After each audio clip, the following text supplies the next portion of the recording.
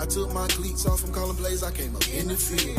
Gotta keep them monitoring spirits off because they just keep it tagged. Cause when you having shit your way, you gotta keep it sad. You gotta show them folks you grind and celebrate in the press. Stack your money up real high, get a bitch and disappear. Don't take your goofy ass outside if you got no pistol with you. Don't tell nobody all your move, keep your motion to yourself. Live every day that you got here like it's the last one left. Hey, all I push here, P, feel like I'm personal. I'm from the trenches, look out my door, you probably see murder. These streets might give you what you want, but they'll never love you. They'll take everything you own, and they'll leave you nothing. Cause when you work hard in the paint, you must maintain your beauty. Niggas think they ball forever, but only get 3 seconds. Nigga get flagrant with these files, I'ma have to tip them. Cross that line too early, I'm shooting, that's a violation. Splash Brothers from long range, we'll hit your meal, tell you. Go back to the crib and kick shit, hood nigga kumite. I'm gon' crash by my respect, I take that to the grave. I'm gon' do this stunt myself, call me Super Dave. I took my cleats off from calling plays, I came up in the field. Gotta keep them monitoring spirits off because they just keep it tagged. Cause when you having shit your way, you gotta keep it sad. You gotta show them folks you grind and celebrate in the press. Stack your money up real high, get a bitch and disappear. Don't take your goofy ass outside if you got no pistol with you. Don't tell nobody all your move, keep your motion to yourself. Live every day that you got here like it's the last one left. Watch me finger roll your hoe, just call me George Gervin. I used to serve it hand to hand, but now I hire workers. A Georgia boy take out your knees, but I ain't tired girly. Cocoa butter and bath and body, I like my bitches girly. I want loyalty and respect, and you can keep your love. I got my foot on these nigga neck and I ain't letting up. Ain't no op ever did shit, they just be talking tough. Right now I'm focused on my vision and I ain't letting up. Pull out the shiesty in the blicky and my pocket's getting empty. Born with the grind on me. Yes, sir. We here. Trying to get the background straight. You hear the echo. That night on me, hit the other team like Israel. I took my cleats off from calling plays, I came up in the field. Gotta keep them monitoring spirits off because they just keep it tagged. Cause when you having shit your way, you gotta keep it sad. You gotta show them folks you grind and celebrate in the press. Stack your money up real high, get a bitch and disappear. Don't take your goofy ass outside if you got no pistol with you. Don't tell nobody all your move, keep your motion to yourself. Live every day that you got here like it's the last one left. Damn, Like it's BT. the last one left. Like it's the last one left. Like it's the last one left. Live every day you got like it's the last one left. Damn, BT. Hey, this shit hard, fuck nigga. Steve-O go crazy.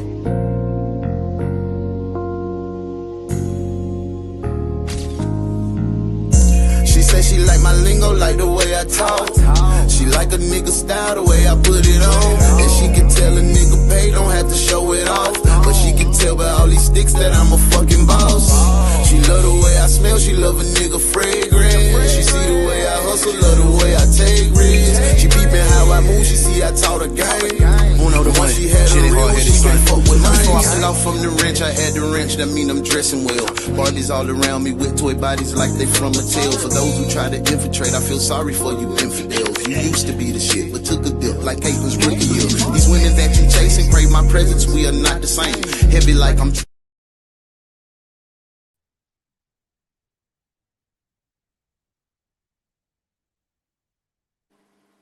Good morning. See, I got it.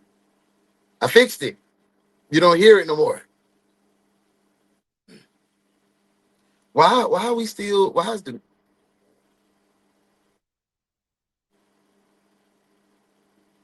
the music still playing in the background? Let me see. Hold up.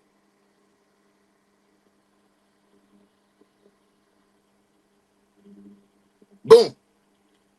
We here. We are here in the building. Good morning, good morning, good morning. Y'all can hear me, right? Yeah, man. See, I feel amazing. I'm happy to be here. I hope you are happy to be here. It is another Tuesday, October the 7th. Are you living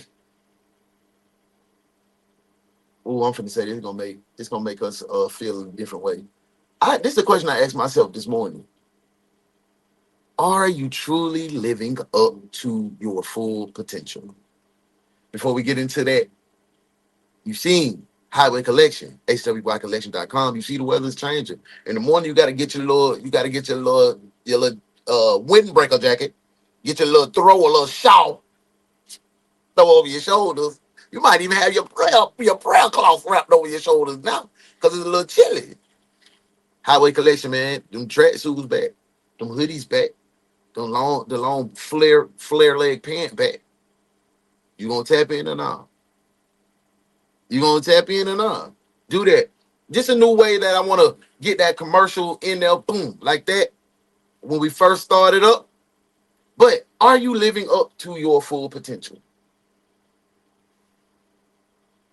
Oftentimes we live up to the full potential for others.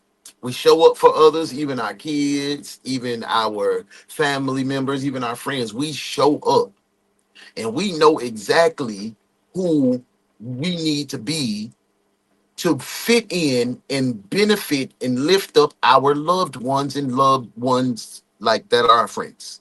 Just so our loved ones.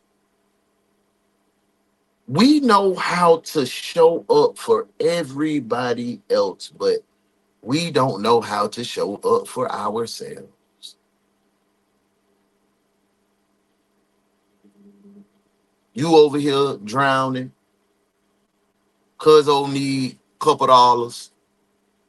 You show up for cuzzo because you want to be there for that person, no matter what. Your mama call you, and she got a bunch of life going on, and she just dumping them problems on her, and then you take on them problems, and you trying to be the solver. God done bless you with a good job, and you end up being vigilant and being productive, and everybody comes to find you when the ship seems like it's going down. You done worked extra hours, and you put in extra time and studied extra SOPs to become this proficient, know-it-all of your job. As soon as you put in PTO, them folks say, we can't. Because you done showed up for everybody. You done poured into everybody. You done lifted up everybody. You done listened to everybody. You done gave advice to everybody besides yourself. Let today be the last day that you don't live up to your potential for your life and your expectations and your standards. Not society's, not your mama's, not your children, nothing. Because if I ask you right now, who are you? You're going to give me who you are for everybody else. You don't even know who you are. You don't even know what you want. You don't even know what you like. You don't even know what you feel half the times because you on autopilot trying to show up and show out for everybody else. I know these shoes tight on your feet this morning. I know they got your toes balled up because I'm stepping on them. But you needed to hear that. I'm talking to myself. I'm just talking to myself this morning. And hopefully that rubbed off and y'all can get a little bit of that. You feel what I'm talking about? Listen. That was on my heart. That was on my heart 2 days. Show up for you. Oh, I gotta take care of my kid. I gotta go hard for my babies. How the hell you going hard for your babies if all you teaching them is to put them last? They watching your examples. Oh, I gotta get my career. Oh Lord, I gotta climb the success ladder. You making all them folk.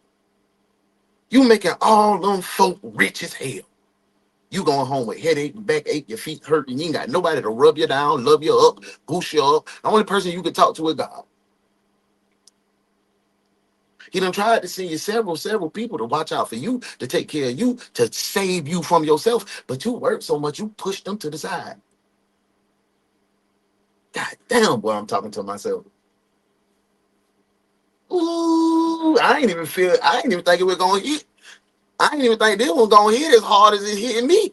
I thought I was gonna be stepping on y'all toe. I need to go change my shoe. I need to go put on some flip flops. Let my toe breathe, cause woo. Y'all stop putting us last, man. Stop it. Stop it. Fall in love with you. Learn what you love to do.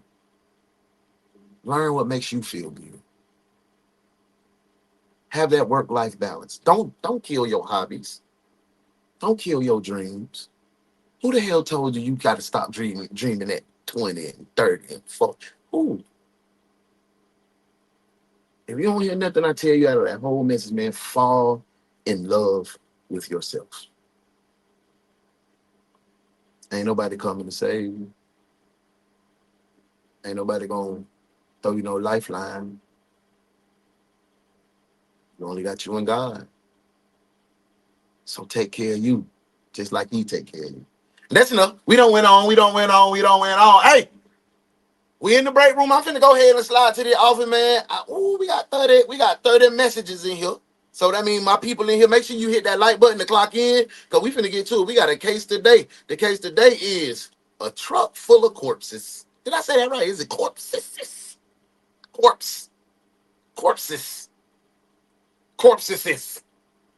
Y'all tell me. Y'all let me know. I'm finna run to the office, man. Go ahead and put y'all stuff in the locker. Go ahead to your cubicle. We finna get ready. We gonna hit the interrogation room, because we got a doozy this morning. Hey, man, let's clock in, detectives. Roll call. Hurry up, detectives. It's time to work. Man, let's get in here and see who in the building. Okay. Hey, my girl, love, where you been at, Bookie Butt? I hope everything good your way. You in a good place and in a good space. Y'all can't see, but Detective Cherie is in the building. She at work, so you know she can't be commenting like that. Them folk be watching. So make sure y'all send. Hey, if y'all know, shout out, man, send us some love, some blessings. You know, you don't never know what somebody may be going through. So just we gonna hi. That's what they used to do in church. Is it what they call the prayer fingers? Send the prayer fingers to Sister Detective Cherie. That's all love, Bookie Butt. I hope you're feeling good, man. I hope I can make you laugh a little bit. I am not on that. I was highly disappointed that my girl was on desk duty yesterday. I said, not my girl. She done won Detective of the Month last month. We start a new month. She said, man, fuck it.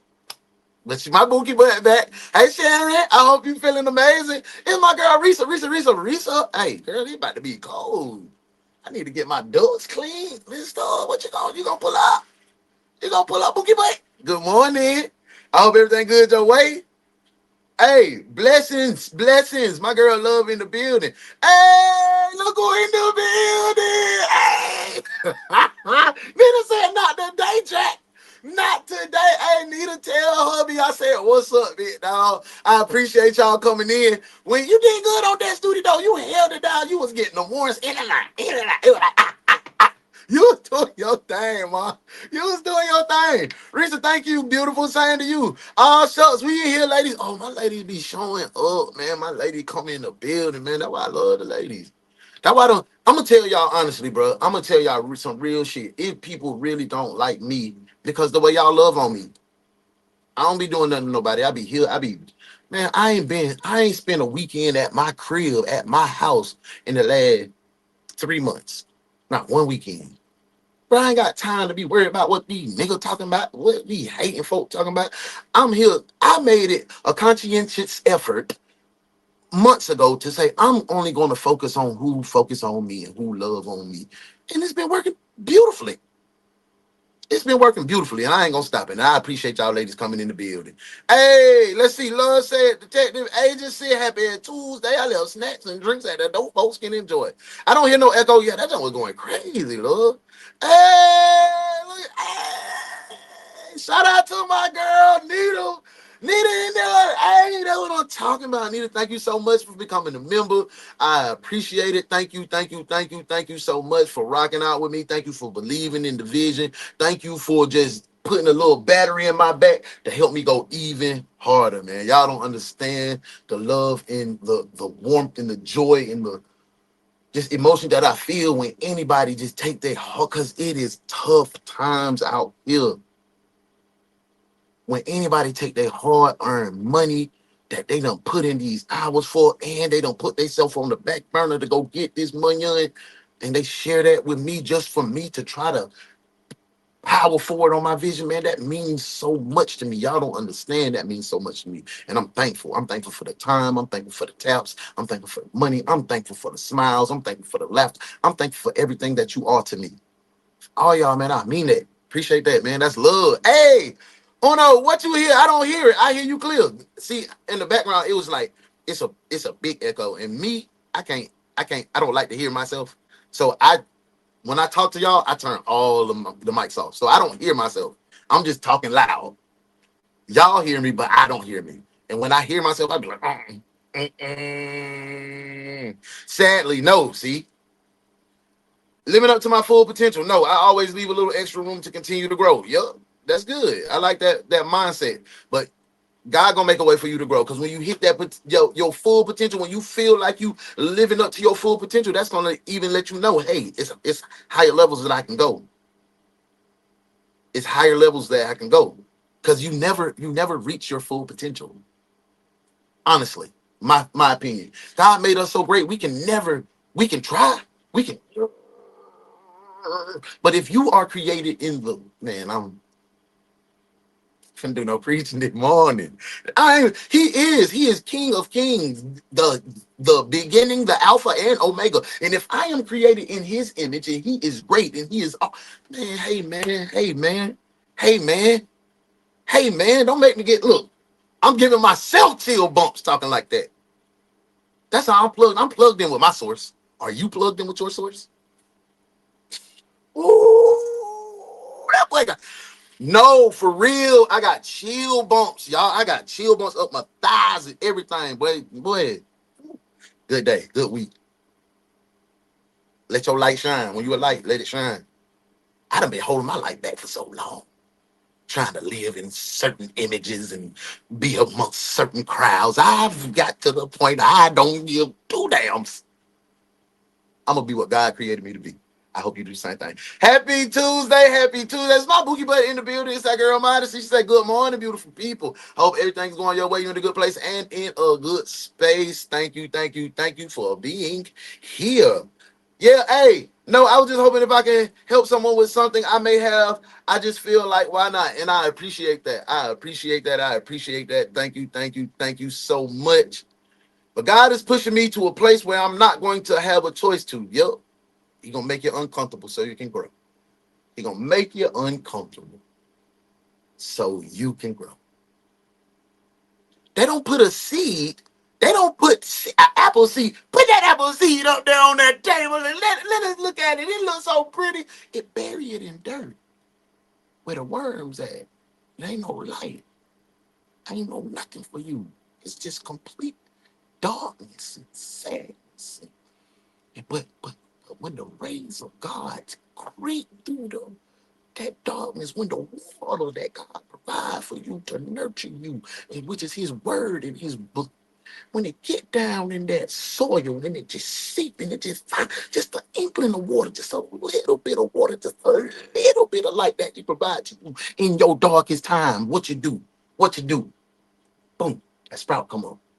And then you go trying to find that light, his word, and you keep going through the darkness, and you keep going through the darkness, and you finally pop the top, and that light just hits you. Boom! The goodness of God hits you, and what you do? Grow. Leaves grow. You become fruitful. You live in abundance. Man, boy, y'all got me on one this morning, boy. Hey, man, let's keep it rolling. Let's keep it rolling. Hey, like, share, and subscribe. Thank you, thank you, thank you, love. Hey, corpses. Yeah, corpses. Hey, bro, listen, bro. We on Monday morning. Hey, it's that girl Bounce in the building. Good morning, good morning, good morning, Miss Bounce. You made it in. I was preaching this morning. Going over the top. Going over the top. Hey, happy Tuesday. Hey, man, it's Taco Tuesday, man. Drop me some tacos in the comments, bro. Drop me some tacos in the comments. I appreciate y'all, man. Hey, that's that Holy Spirit. Yeah. Yeah, for sure. Yeah. His word tell what? Amen. Amen. Tuesday, me helping people wasn't for you. It was we helping others. Amen. Amen. Hey, I done talked to everybody. Y'all know I ain't got no male detectives in here this morning. God dang, boy, my male detectives done. They said, but goddamn, but hold on. He preached this morning. I got to go. Hey, man, listen. I done did enough talking. Anybody come in after this, guess what they going to? Where they going to, y'all? Put it in the comments. Where they finna be? If you come tipping around here late, it ain't gonna be great. Well, well, well. Look what the cat drug in. Sit down, detective. Desk duty. If they come in after this, it's death duty. I want to say thank you, Nita. Thank you for everybody in here. We finna go ahead and say, welcome to work, detectives. I'm finna go down here to this interrogation room because we got a lot of work to do. While this intro playing, I need you to hit as many hearts as you can. No other emoji. Heart, heart, heart, heart, heart, heart, heart. Put welcome to work in the comments. Welcome to work, detectives. Let's get to it. Here this morning, police are looking for a The suspect, only detective agency capable of handling these grotesque and obscene cases. Look no further than the One's detective agency, where evidence does not matter. We lock you up and figure it out later. Hey, what's up? The One's detective agency, with your captain, UnoDaOnee.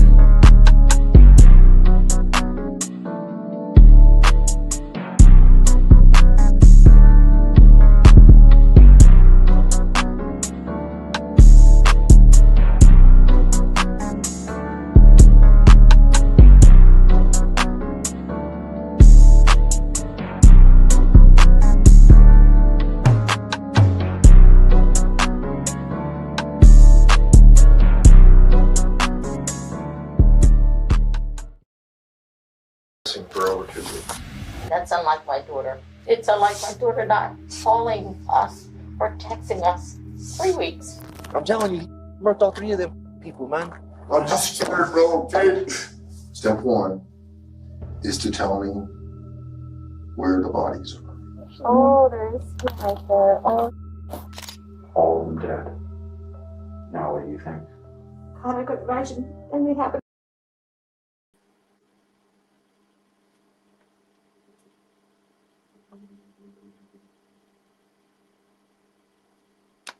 It's a lot of people. It was a lot of tears being shed. They say all 3 of them dead.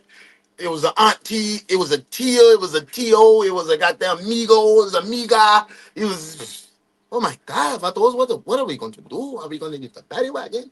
I'm going to run a bike. I'm running a bike for us this morning because we missed it.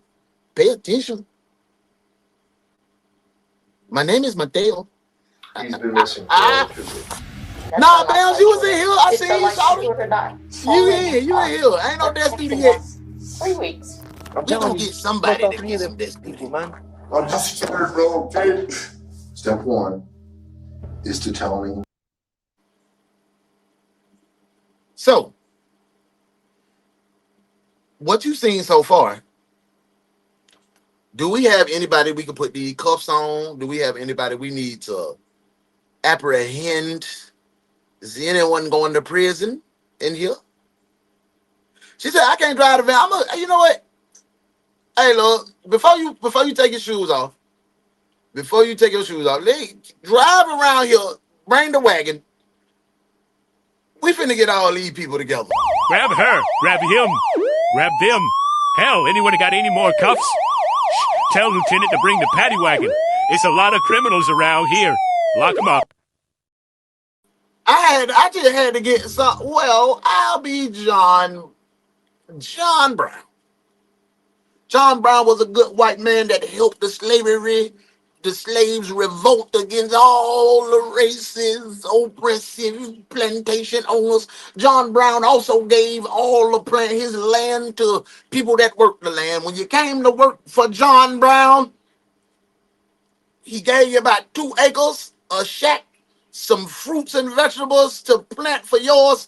You just give him 25 to 40% of what you make, and after that, he on you. He ain't whip you. He ain't whip them folks. Them folk were like, nah, but he's not running from John Brown. So when I say John Brown was a good white man. I like Mr. Brown, rest in peace. Good soldier. But I be John Brown if Chris Brown, little cousin, Fee Brown, then come in here twirling, talking about, let me see if I can run it.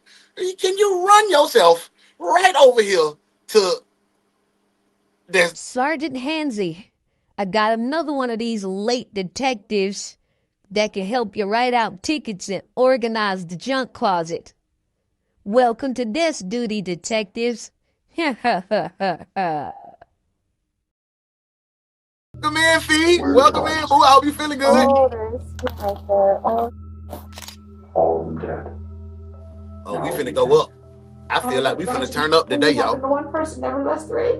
He told me there could be no God. Hey, you see the car and the pink up. Hey, it's that boy Yonte in the building. What up, Yonte? Make sure y'all spin by that boy Yonte. I already hit that commercial at highwaycollection.com. But Tay gonna be over there on the desk this morning designing one-of-one custom uniforms for everybody that's in the agency. So spin by desk duty and tap in with my nephew. What up, Tay? Go on and get on that desk with Fee, man.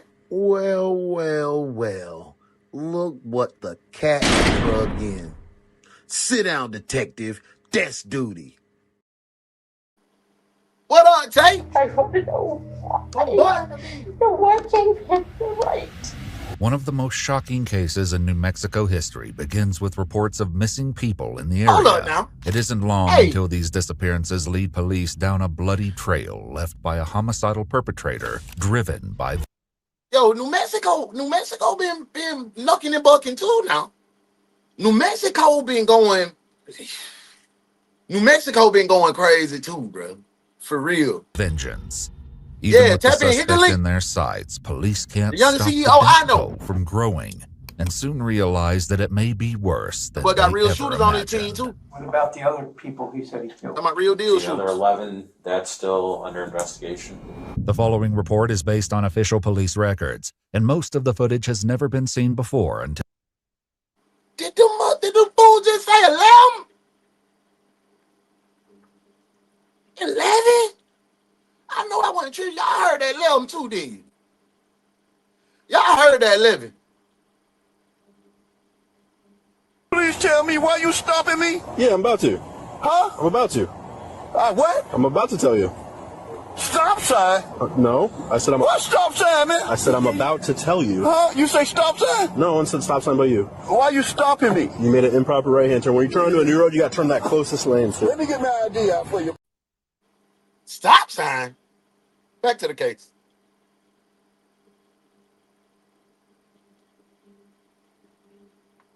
"5 weeks before police would make the most gruesome discovery of their careers in an airport parking garage, the night...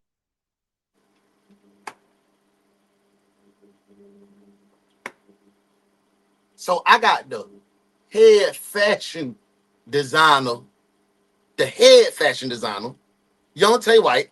He come in, he talking about, well, put me on the desk today. All I want to do is design. Who he bring in with him?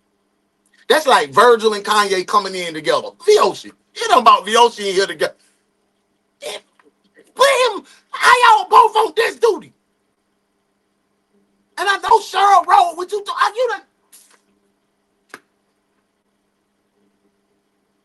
I done bought all the fashionistas and fashionistas together. They rode together and they said they want to show up fashionably late, huh? Get on desk duty. I can't even start the show. Y'all, all my male detectives late today. Well, well, well. Look what the cat drug in. Sit down, detective. Desk duty. Old-fashioned team just late. Nightmare began with a missing Shut up, don't let them 21-year-old corrupt you, named boo. Matthew Miller in the town of Grants, New Mexico. Well, the last time you talked to him was this 22nd of January? Yes. And that was, what, a Tuesday? Yeah. The woman is Matthew's grandmother, and she knows as well as the detective that her grandson is heavily into the addiction scene in Grants. So you guys can help me out by just calling around to hospitals, clinics, rehabilitation places, other county jails, like that. See if he's there. But the detective doesn't mince words when it comes to his fears. I have been doing this an awful long time. I am very concerned about Matthew's whereabouts. Matthew got out of there. Detective Turney talks next to an associate of Matthew's named Leonie, hoping she may be able to shed some light on his whereabouts. Leonie got her head out the window. I need to come in and talk to you. Huh? Hey, what's up with Leonie? What's up with Leonie say? He said, I need to come in and talk to you. She said, no, I'm listening.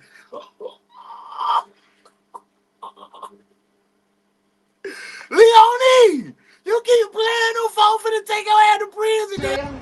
You going to jail. You going to jail. Hot damn it, you going to jail. Lock his ass up. Lock his ass up.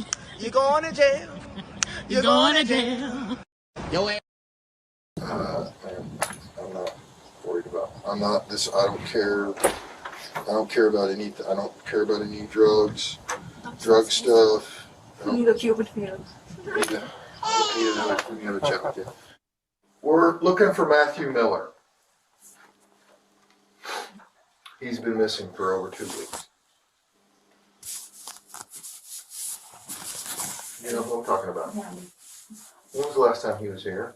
Maybe a year. Not a dancing farmer. When I first got this place. Not MC Farmer, man. Yeah. Been here since then. What if I have a lane, girl? We need to record these dancing and farming. But it won't be easy to speak with her fiance, Justin Mata, because according to her, he ran off with a woman named Jennifer Lannon. Man, it's a lot of. 17th. Let's lock in, guys. 17th. That's a long time ago. Yeah, and then I go talk to the guy in Kingman. He's like, yeah, they left each other. They're during the night and they're in Arizona. Do you have any kind of way to contact Justin? You have a phone number? No, he's left him to go. That day, police find Matthew's Chevy Colorado parked outside the Lubbock apartments, just a few blocks away. I'm in the When they racism return right to here, question boy. Leonie, they confront her with footage of the truck in front of her home last month, contradicting her claim that she hadn't seen Matthew in a year. Leonie pushes back, insisting that if Matthew was there, he must have been visiting her fiancé, Justin. I've got that truck parked right there on the 26th of January. You told me he left on the 17th. He did. But he came back? January 15th. Yes, he did. But if you drove Leonie lying. Over to Lubbock. Leonie is a liar. I'm going to find out if you did it, because I've got other surveillance video. If I had you on video, Leonie died. She lying. Let's go, B. Here to there, or getting in or out of it. Okay, I'm going to charge you. This is your chance. But Leonie stays firm, and with her fiancé Justin apparently having run off with Jennifer Lannon, it's perhaps no surprise when the... Why the hell look like that? So they went over there, pressed little Leonie. They done pressed Leonie. He done ran off with the pretty little bop.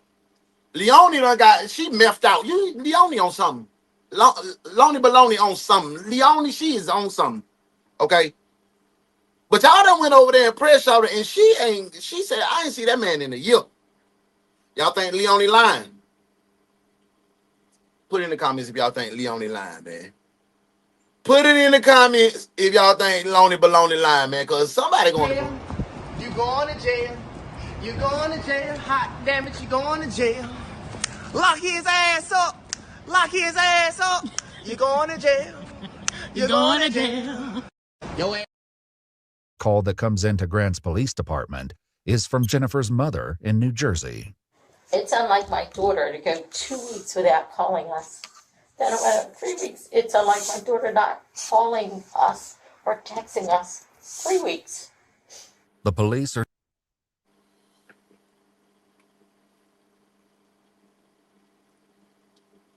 Michaela ain't going 3 days without talking to me on my mama, and she in Louisiana. Who? Her big cousin is 2 hours away. I got folk in Louisiana myself. I got some military partners in Louisiana that'll pull right the fuck up to LSU. Who? 3 weeks? Who? What's the longest your kid can go without talking to you? I'm talking about grown ones too. What's the longest you gonna go without seeing a text message? Listen. now dealing with 3 people whose whereabouts are unknown: Matthew Miller, Justin Mata, and Jennifer Lannon. They hope to find out. Damn. So these 3 folk missing. They said, see, check me now, check me. Didn't Leone say he ran off? Little Justin in the middle ran off with Jennifer. Leone said that Justin had ran off with Jennifer to go live a life of abundance life. And Matthew was the tag along. He provided the weed for them to smoke. And I said, no, don't do it, Gringo. Don't go. They just left on their own. I did not have nothing to do with it. Answers by turning to Jennifer's ex-husband, Sean Lannon. They learned that Sean just moved to Hold, what? Let me go back. I gotta go back. I gotta run that bite. 3 weeks. The police are now dealing with 3 people whose whereabouts are unknown: Matthew Miller, Justin Mata, and Jennifer Lannon. They hope to find answers by turning to Jennifer's ex-husband, Sean Lannon. I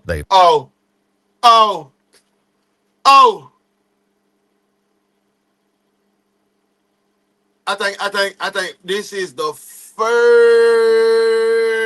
time that my spider senses went off on little Sean. Look at Sean. See, what Sean trying to do right now is put them glasses on. He not even looking through them. He looking over the top of them jumps. Talk to me now, real quick. Come over here real quick. I ain't do this in a minute, bro. Hey, let me see.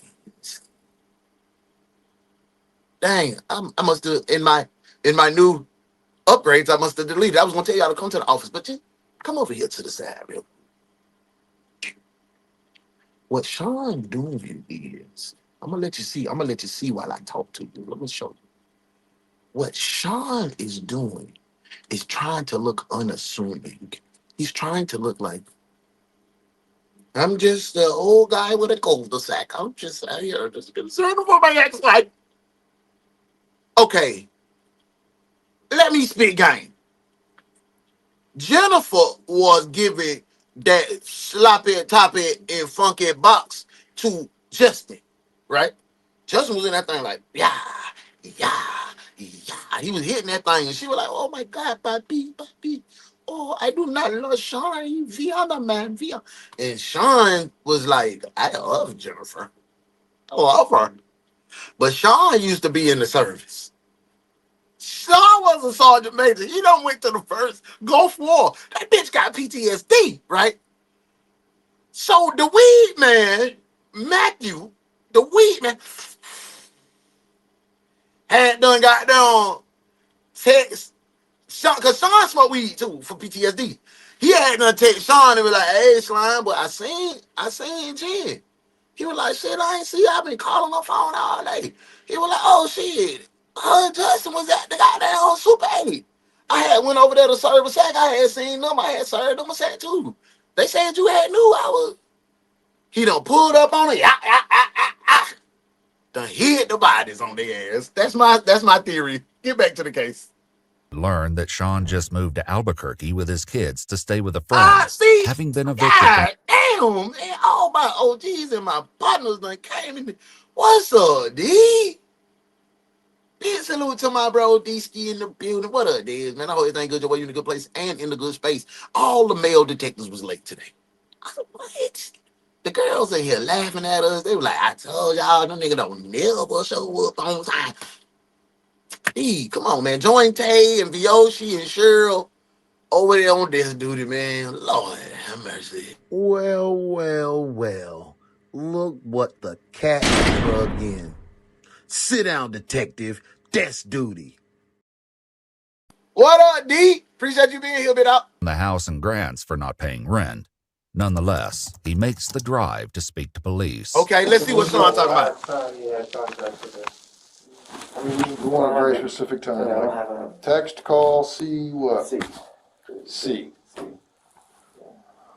About a week ago. Before I finish packing the house up. Okay. I'm gonna go big. I'm gonna get out of the way. Despite divorcing, Sean still lived with Jennifer and their 3 kids. He says that several weeks ago, Come on, bro. What is up with this? What is this new age shit of divorcing and still living together? Who does that? For the kids? They're doing it for the kids? That's some for the kids type vibe? Because I'm going to instantly get jealous if you goddamn Justin coming over here putting that rod on you. And I hear you screaming and moaning like you ain't never did before with me. I'm going to pop you at my house that we built together. No. And then if I bring little goddamn little Sharonda, if I bring little Sharonda over there and I got on me, and she be like, oh, you gonna feel some type of way. You gonna be trying to hit. So why are we doing that? Is that something that you guys comfortable with? I need 5 of my detectives to know. I need my desk duty. Desk duty, let me know. Is this something that you cool with? If you and your girl divorce or break up, are you comfortable still living in the same space? Let's get back to the case. Jennifer left with Justin and another mystery man he knows only by the street name Suspect. But Not she would come back suspect. periodically to collect more of her belongings. Yeah, that was at the strip And club. I on brought these them out to occasions, the Jennifer, flame last Justin, night. and Suspect would be in a white They Chrysler. said they were gonna be on Have you time ever though. seen Matthew Miller? You know who I'm talking about? Was he over at your house? Sean acknowledges that Matthew has been by the house frequently and that he even allowed Sean to drive his truck. Sean says that the last time he drove Matthew's vehicle was a couple of weeks ago, when he took the kids to McDonald's and a few other places before returning home. Last time you saw Matthew was with those 2. In which vehicle? For financial reasons, sure. As long as there's enough bedrooms. With Jennifer's disappearance, Matthew's disappearance. I respect it, though, look. Aren't you pretty upset that she was sleeping with Justin? See? I called it. Justin was sleeping with Jennifer. I called that part. I was spot on with that. The detective is familiar with the opioid struggles Jennifer, and indeed many people in this circle of friends, has been dealing with. If you're addicted, lesson learned. Take the ladies next time. Yup. Take the ladies next time. To keep from feeling that pain when you don't have it. You know I love going to the strip club with girls. It'd be fun. She's been through rehab of several, at least one. I like seeing when y'all be playing with y'all I'm gay worried selves. about her. I'm worried about Matthew. I'm worried about Justin to some extent. They know what happened. Somebody drove. We found Matthew's ride. It's over near the house. It's all 3 weeks. Huh? It's over near the house. Couple streets over. Sean doesn't offer any guess as to how the vehicle wound up in front of the Lubbock apartments, an omission that will later raise suspicions. Man, I just got a really, really bad feeling about all this. Sure. You don't. My Lord gotta be strong. Nah. I've been living in this. If we in the same house, we still together. Swear to God. See, that's my Virgo 6. You can't lay up with me. You think I'm finna Before let the you interview is over, Sean brings up another individual, Maurice coming to a the man house. named Danny, who was staying at the house on Kingman until recently. The detective is all too familiar with the name. So many moving parts in this shit. I believe what comes out of that dude's mouth. You have to take. My kids are. He needs to go to prison too, man. Back to prison. Could this man, Danny, known on the streets by the nickname Dog, have some part to play in these disappearances? It's clear he has. They be having the worst nicknames. Suspect. Dog. It's my boy Suspect. What's up, Suspect? Who calls you suspect in the hood? Suspect? What's your nickname, bro? Dog.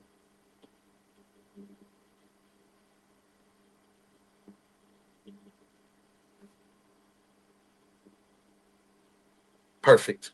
Boom, boom, boom. You a ugly dog. Boom, boom, boom, boom, boom. You a ugly little dog. Boom, boom, boom. You a ugly, ugly, ugly dog. Boom, boom, boom. You a ugly little filthy dog. Boom, boom, boom. If I know he's some type of unsavory character, I don't deal with any people like that. Okay, how do you, yeah. From I think they said he had a nickname in dog or something, and dog? that I don't know what Sean said. You know, he suspected that he's killed people. Somebody ain't clocked in. He's been in and out of Somebody jail, ain't that, and I'm clocked just like, you need to just keep Lord, clock high on open this world. me. You need to not be around anybody like that. Like, that's not good for you. It's not good for your kids. Police turn to Danny's cousin, only to immediately run into resistance. Cousin of Danny? Yes, sir. Okay. You guys have a place together? No, we did not have a place together at all, sir. I am not associated with my cousin in any way and other than giving him a place to lay his head. Okay. Well, see, that's why I own 2 camper trailers. Mm-hmm. He is residing in them or not. I do not know. Okay, I'm unaware of what he's doing, where he's at. That is all I have to say in this matter. Okay. Well, usually that's why I was not living with him. He is. Why do you just put that ceiling hex on him? You put that hex on there, boy. Y'all ain't see that. He's not living with me. Okay. So where do we go from here? Because I have nothing else to say in that matter. I don't know what the hell he's doing. Why I'm being followed? Why I'm being watched? Why am I being anything other than that? I have no idea, sir. And with all due respect to you guys, catch that son of a... I'm honestly scared to be here, guys. I don't want to be here. I know who my cousin is. He's a gang member in here too, so am I scared? I know nothing, huh? I'm just scared, bro. In the meantime, investigators talk to a man named Josh in relation to a... That boy scared of he, cuz all my cousins was real deal goddamn go-getters. They'll get on your ass. All of them with the breezes. Shit. But I'm not finna be crying. I know my cousin is. Hell nah. And Red was big as hell. Real big husky ass nigga. You see what I'm saying? I wasn't finna be scared of his big ass. I'm just scared, Oz. My Oz so scared. Like, bro, come on, muscle separate up, case. Out of the blue, he asks about Matthew Miller's disappearance and tells them that their attention should be on the man they interviewed yesterday, Jennifer's ex-husband, Sean Lannon. Who? Saw a man yesterday. Who? Who said that? Right, Sean told me to go talk to you. That's why I'm the lead dick. I guess he had to go talk to you or something. Talk to the cops. He goes into Kelly's in the garage, stashes the bag in with. Let's go be, y'all. Gun. No more locked doors. Clothes, I'm bilingual. It's a difference. He stashes it and says he had to go talk to the cops. I was there. There. You didn't want to see that dog. He's smiling. Man, I'm telling you, he murked all 3 of them people, man. He busted his phone right there. What? Sean did. Right in front of Kelly, all of us. He got his phone and he handed it to Kelly. Before that, he handed the phone to Kelly and Kelly handed it back to him like, what the fuck? And smashed it on the ground. Why would he do that? Come on, they find the truck right by his house. You know what I'm saying? Oh, they found the truck by his crib? Man, I'm telling you, man, he did. I know he did, man. Straight up. The detectives need to know they immediately know where dog if what at, Josh bro. is telling them is true. They go to see Kelly, Sean's rumored girlfriend, to see if she knows anything about this stashed bag. So why he tripping? Because his wife getting beat down and he got a room with a girlfriend. And Sean said that she took off with him, just in my phone. Was Sean here? Y'all heard that question. Why is he worried about if what his wife coochie do if he got a girlfriend? You can't have your cake in either two. Yeah. Yeah, like That's controlling much. Yesterday? He came out yesterday, yeah. How many times? Where did you? He came in He was Friday. He told smiling. me He that was he had to smiling go down and big. report Jennifer missing. And we got a Coke, took a couple drinks, and left. And then he came back again, but I was leaving. I was going to get keys. But everybody real standoffish. Did Sean hide anything? They ain't letting them folk in their house. No. Them folk ain't dock Did that he dope. destroy his phone? Yeah, right here. I forgot. He destroyed his phone. And Do smashing his you phone. think he did something to Jennifer and Matthew? I honestly don't. But police are growing suspicious. They execute a search warrant on Sean's house and discover that he ripped up the carpet in one of the bedrooms before being evicted.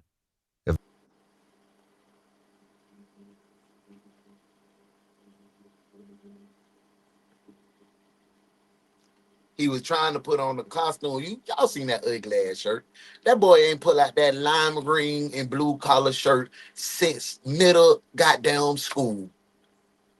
He went and found that shirt in the closet and put on them goddamn Eccles reading glasses. They ain't even prescription. They is Eccles. He went to CVS and got them readers out of CVS because his girlfriend had a CVS coupon for 5 off 20. He got them for $15.43 after taxes because he got a much chunky ball too. I knew he was a goddamn savage, man. Y'all ain't want to listen to me. But now he going to jail. You going to jail. You going to jail. Hot damn it, you going to jail. Lock his ass up. Lock his ass up. You going to jail. You going to jail. Your ass. He going to jail. That weren't enough. They have Well, yeah, that's why I surveillance of can't his do house, it, D. and the cameras aren't showing them a picture that lines up with Sean's last statement. Hey, is this Sean? Yes, it is. Hey, Sean, this is Detective Turney. How are you doing? Hey. That boy look like his name is James Joseph Turney. That boy old Dick from back in the day.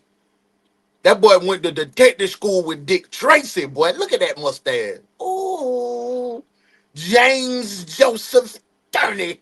That boy is not playing with Sean ass. Good, how are you doing today? Sam, my wife man. love I've the been trying to get a hold of yeah. your other number. I love hearing it's that. not Good working. quality, good service. So, Yeah. So you know Thanks, G, anything for new? supporting. Thanks, Cheryl, for being the bomb.com. I haven't heard anything. Nope. Anywhere on your end? No, we've made some progress here and there. I've got a bunch of pictures of different vehicles. I'd like you to take a look at, see if you could help me identify them. Good time tomorrow. I wanted to come in and I can still have like stuff I got to return to the school. Okay. Tomorrow would be great. Just give me a heads up anytime. But tomorrow comes and goes, and Sean doesn't show. The day after that, realizing that Sean has an outstanding warrant relating to a recent assault and battery incident, they have Albuquerque police arrest him and bring him to Grants. The next afternoon, Detective Turney sits down with Sean Lannon once again, and this time, his questions are much more pointed. The things that you've told us, okay, I've completely ruled each one of them as just an outright lie. Okay, because of the facts. I have surveillance all over this town. Okay, I have surveillance all over this town. All right, Sean. Step one. Right. Okay. Step one. Sean ass. Look at them. Is to tell them them Eccles readers. Them is Eccles readers. Step two. Okay. Is to tell me some kind of reasonable story of the truth. Right. What is it you, how and when, I told you what you knew, that's when I feel I gave you an honest answer. What is it that would cause you to think otherwise, that it wasn't true? What is it that you think I know you're the last one who drove Matthew Miller's truck. Okay. I know you parked it where we found it. Yep. That's all a lie. You lied to me about that. What do you mean? That's where I put it. I told you where it was. It's still there last time I saw it. I told you in here. I drove the truck. You told me you drove the truck a few weeks prior and you went to Smith's and Walmart to get food and then you went back and drove and parked it at Kingman. At McDonald's. Yeah. That's it. It's the last time I drove it. And the kids are with me the whole time. The detective plays Sean some footage from a surveillance camera across the street from his house that shows him getting into Matthew Miller's truck on the 26th of January, 1 month earlier. He killed Matthew first. Matthew was the weed man. He was the dope man. After you go back to the back of it, and you get in it. I told y'all Sean couldn't finesse me with them glasses. That junk, boy, you ain't. Boy, we done watched too many cases. You're gone for quite some time. Everybody come in with them glasses, be lying their ass off. Quite some time, and then you also pass by Jackson, where there is good surveillance video too. And then you go park it at the Lubbock Apartments and walk away from it. Right. Why would you do such a thing? That's where Justin. No, that's always he would take his truck all the time. So that's where he said to take it. He did me. He Matthew throwing that hand up. Park it there. Yeah, he left it down. Out of there. Out of there, Jack. After they came back. Out of there, Jack. Park it at the Lubbock Apartments. Really, Justin said to do it, but he's like, yeah. This story, of course, went untold the first time Sean spoke to the detective, and it's not the only discrepancy that police have found. And Jennifer and Justin ran off together. Yeah. And they got into this white car. A white 300 or something? Yeah, there's no white car that ever goes to Kingman. Yes. There's a 87. There's a white 300 there. I think you're lying, Sean. On February 10th, okay, that was the day you came in here and we got Jennifer entered missing. Yeah. Before you came here, you went to Kelly DeSoto's house. I did. You took a bag in the house and had a gun. Yep. And Jennifer's IDs.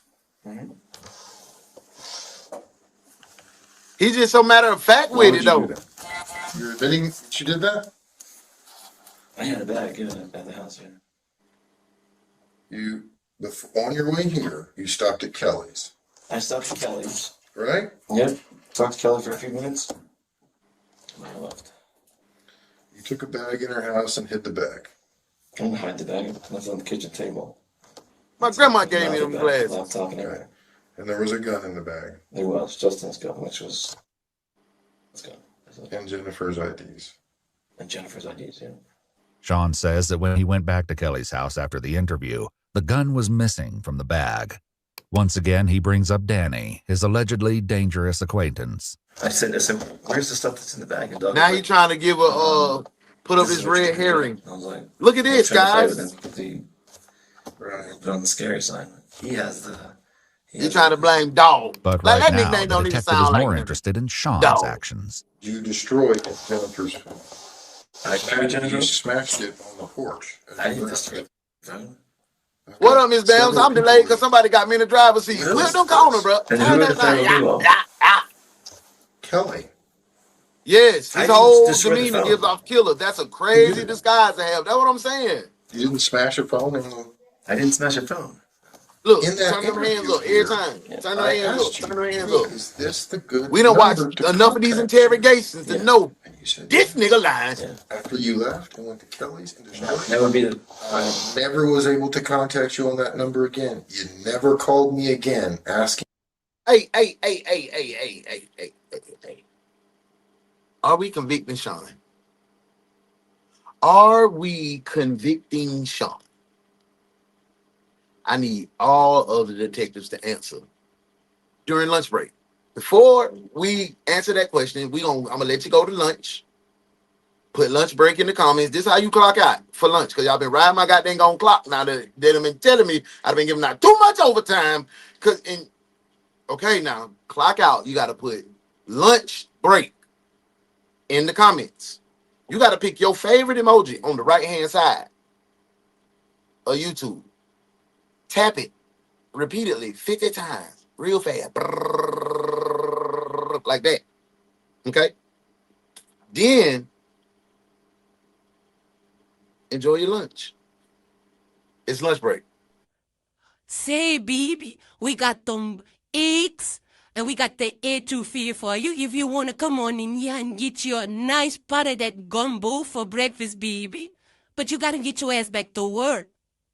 Please tell me why you stopping me? Yeah, I'm about to. Huh? I'm about to. What? I'm about to tell you. Stop sign?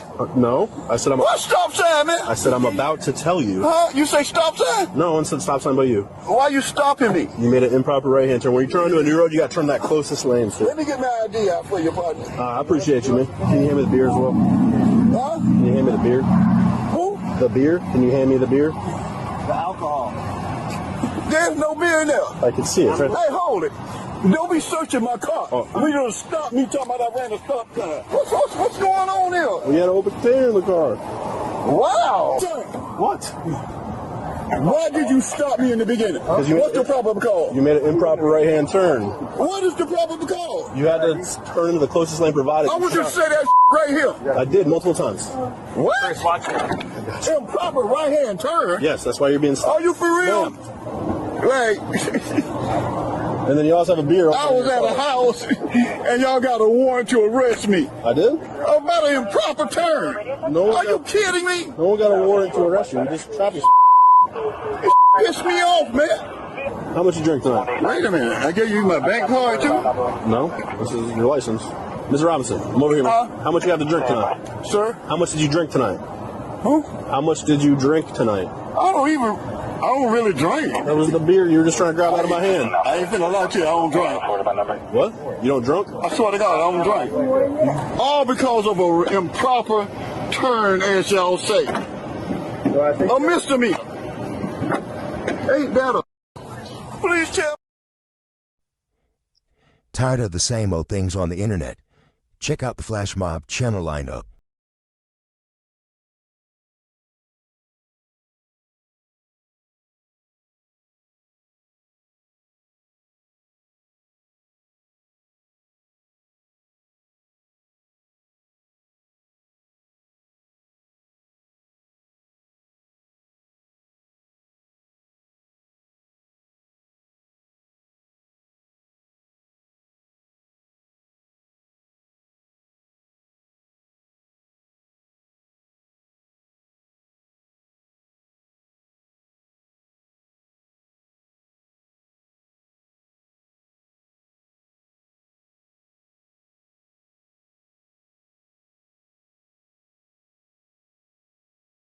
I have to see it. And on Saturdays, if you miss it during the week, you can get you some overtime with DaOne's Detective Agency Overtime. And if you want to keep up with the ongoings of Tay, join him at Tay TV. Join Flash Mob Entertainment.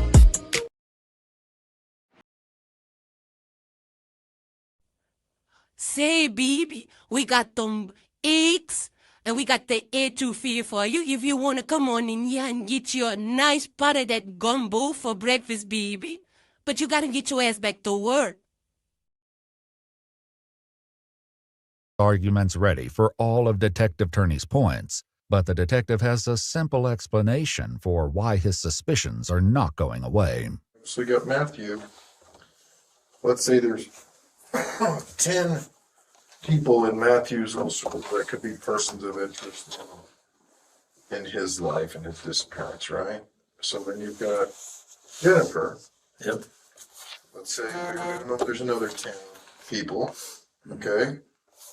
Justin, bare minimum, another 10 people, okay? You are the only one that's in each one of these circles. Dog's in that. Dog's fucking into my world. That boy, the common denominator, the nigga numerator. Never know who the hater. Nigga cater to your ego. I'm sorry, like Atari. Take cousin to Calico. Man, I love Andre 3000. Hey, welcome back from lunch. I appreciate y'all tapping. I hope y'all see the new channel lineup. Listen, we back on this job. We finna run through. Be sharp. Might be a plot twist coming up. We can't miss. Back to work, detectives. Literally. Okay. Like, I'm not that person. Like, so did Danny kill him? I have no idea. I literally spent most of my time with the kids. If I had to guess who would kill him, it would be the guy said, if I gotta dispose of bodies, I'm gonna put him in my pig. And he showed me the pig one day because I was helping him at his house. The pig was like as big as this table. It's like, pigs will eat everything but the eyeballs. I'm like, who are you talking about? Danny Lemos, dog. But despite making his most direct effort yet to implicate Danny, Sean remains the detective's primary focus. You don't look good. Well, you ain't finessing nobody, bro. Okay? It does not look good for you, Sean. Okay. You're the last one. I ain't still get pizza. Matthew's truck. I better get me a goddamn big Caesar salad with they get me. I was honest about it. Extra croutons. Today, not till You pulled that video last time. I told you that I took my kids in the truck and went parked straight back to King. Oh, you took your kids in that man truck. You done But Sean killed them. You done maintains took that your he kids. didn't kill Matthew, Justin, and Jennifer. You done killed them, man. You done killed them, man. Took his truck. Went and picked your kids up. Took them baby to down Chuck E. Cheese. Dropped them off at the school. You done went and picked them up from lacrosse practice. Boom, boom, boom. You a ugly dog. Boom, boom, boom, boom, boom. You a ugly little dog. Boom, boom, boom. You a ugly, ugly, ugly dog. Boom, boom, boom. You a ugly little filthy ass dog. Boom, boom, boom. He doesn't see how he could have. I don't know how you would have a body come out of that house. I'm assuming there's video on Maybe they just don't eat. Maybe they just don't eat. It's a body, like. Yeah. They OD'd. How are you gonna get rid of a They body? say that, D. The chilling answer to that question would soon begin to emerge in the most gruesome way imaginable. Bloody. Sean is released from police custody on March 2nd. The next day, security footage shows a red pickup truck driving into the International Sunport Airport in Albuquerque. It goes unnoticed until late the following night when parking lot security officers inspect the truck and take note of a terrible smell. Last night. Okay.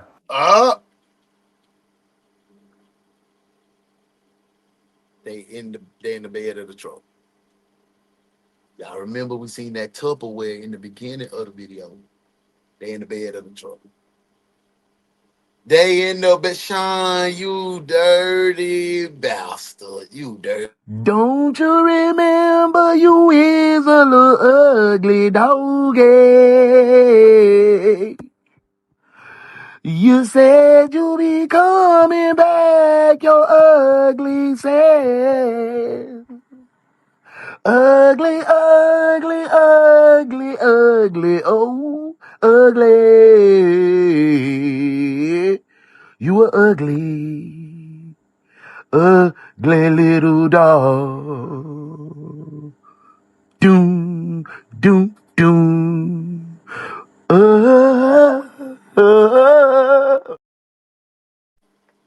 Yeah, he done dropped them off at the port. Modesty. I believe they stated that Dirty there was a suspicious vehicle that was parked in the garage. We got passed down that this Ford Red Ranger was here. That. If we go to prison for the rest of our life, whoop they do. We go to prison. Chin up. Fuck that. It had a foul smell to it. We looked at it. We couldn't really smell it up until, but we got slight whiffs of it. Did Plum Center finally notify you guys? I really want to get a warrant and convict Sean, because Sean it, bro. Do y'all feel like it's somebody else involved in this? Do y'all feel like Sean acted alone? You feel like, or do y'all don't think Sean did it? Y'all let me know. If you think Sean did it, put Sean in the comments. If you think he didn't do it, put no. If you think somebody else involved, put somebody else. Let's get back to the case. Yeah, they call. Hey, when you drop your comment, hit the heart over there about 2, 3, 5 times, 10, 15, 100 if you like. Okay, because I called it in for 30. pretty foul smell coming from the vehicle. Yeah. And that's smelling like dead odd and out of place, body. especially with all the Tupperware in there. And Yeah, it's definitely weird. Now on scene in the earliest hours of March 5th, officers with the Albuquerque. Okay, March 2nd, release Sean from custody. That bitch out of there. He gone. Red pickup scene at the airport. Boom. The 3rd. 4, 5 odor coming from the truck. Bam. Police arrived to investigate. Boy, that boy out of there. Y'all 3 days late. 3 days late and $1 short. Boy, goddamn dispatch. Albuquerque Police Department begin to investigate the truck, unaware that they're on the verge of one of the most shocking discoveries Oh, gee, of their they careers. just finding the body. Kind of smells, but I mean, not the like. I mean, I wouldn't know from experience. Anything, you know what I mean? That's just what I heard. What? Maybe it's an animal. I don't know. It's like The skin with the hair that looked. Yeah, and some like hand saws. Damn, that boy done whacked This them one. up with the handsaw. I bet you. staring at it so long. Yeah. There's like behind him, black plastic bag. And a tarp. I don't know what's under there. And that looks like blood on your shirt. Where's? That's it. Yeah. Like those loppers right there. Yeah. I can't tell if that's rust on it or I don't know. Like around the blade part, it kind of looks reddish. Yeah, it might be rust. I mean, could be rust, but based off what we're looking at, I mean, I don't know.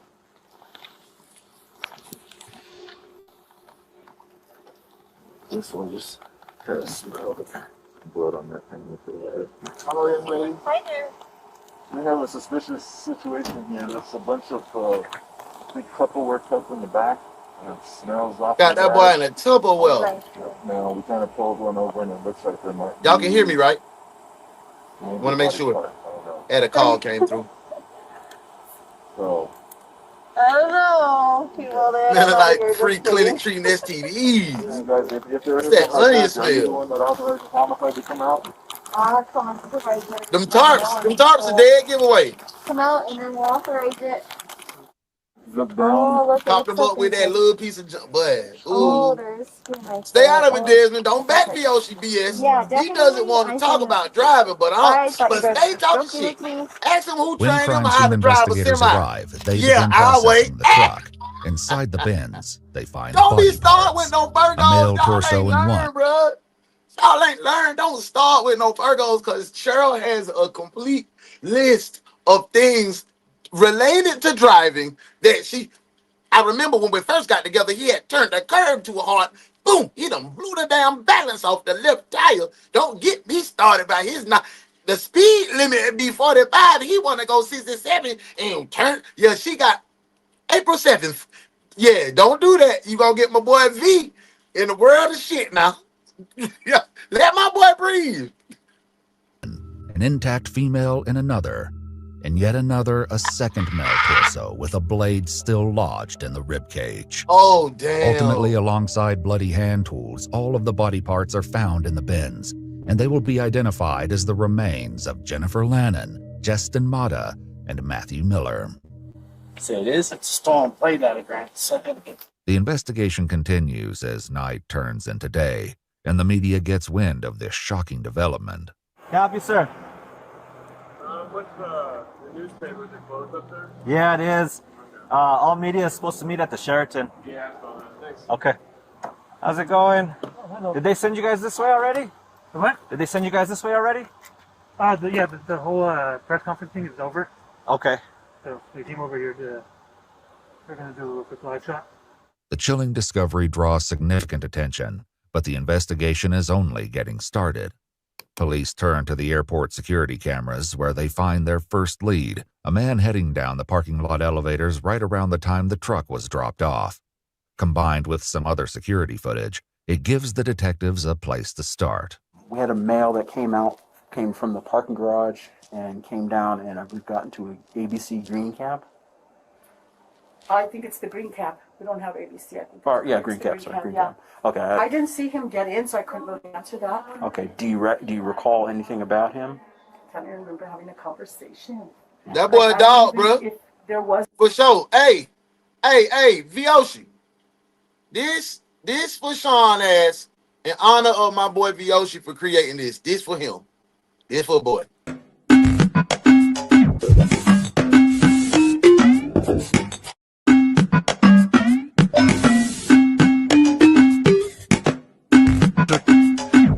You're a dog. Boom, boom, boom. You a ugly dog.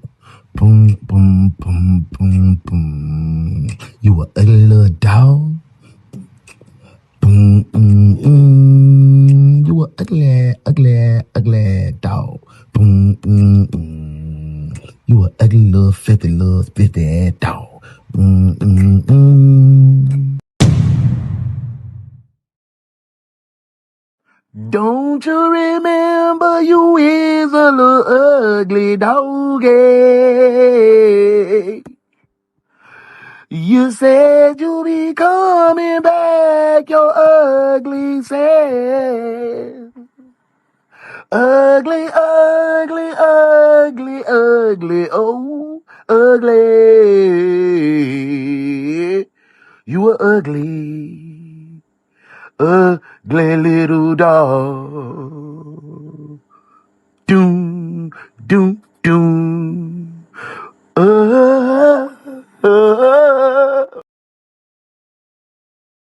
A conversation. It was probably about the taxi or the bus. That's mostly what most of the people ask me. But honestly, I don't remember nothing. Interviewing airport employees and taxi drivers doesn't get them much closer to the truth. But when Detective Turnian Grants gets a look at the security footage, he believes he knows exactly who it is in the video. None other than Sean Lannon. The only problem is that Sean is no longer in the area. Yeah, I know his mom arranged for them to go back east, so luckily they went back east on Thursday, so.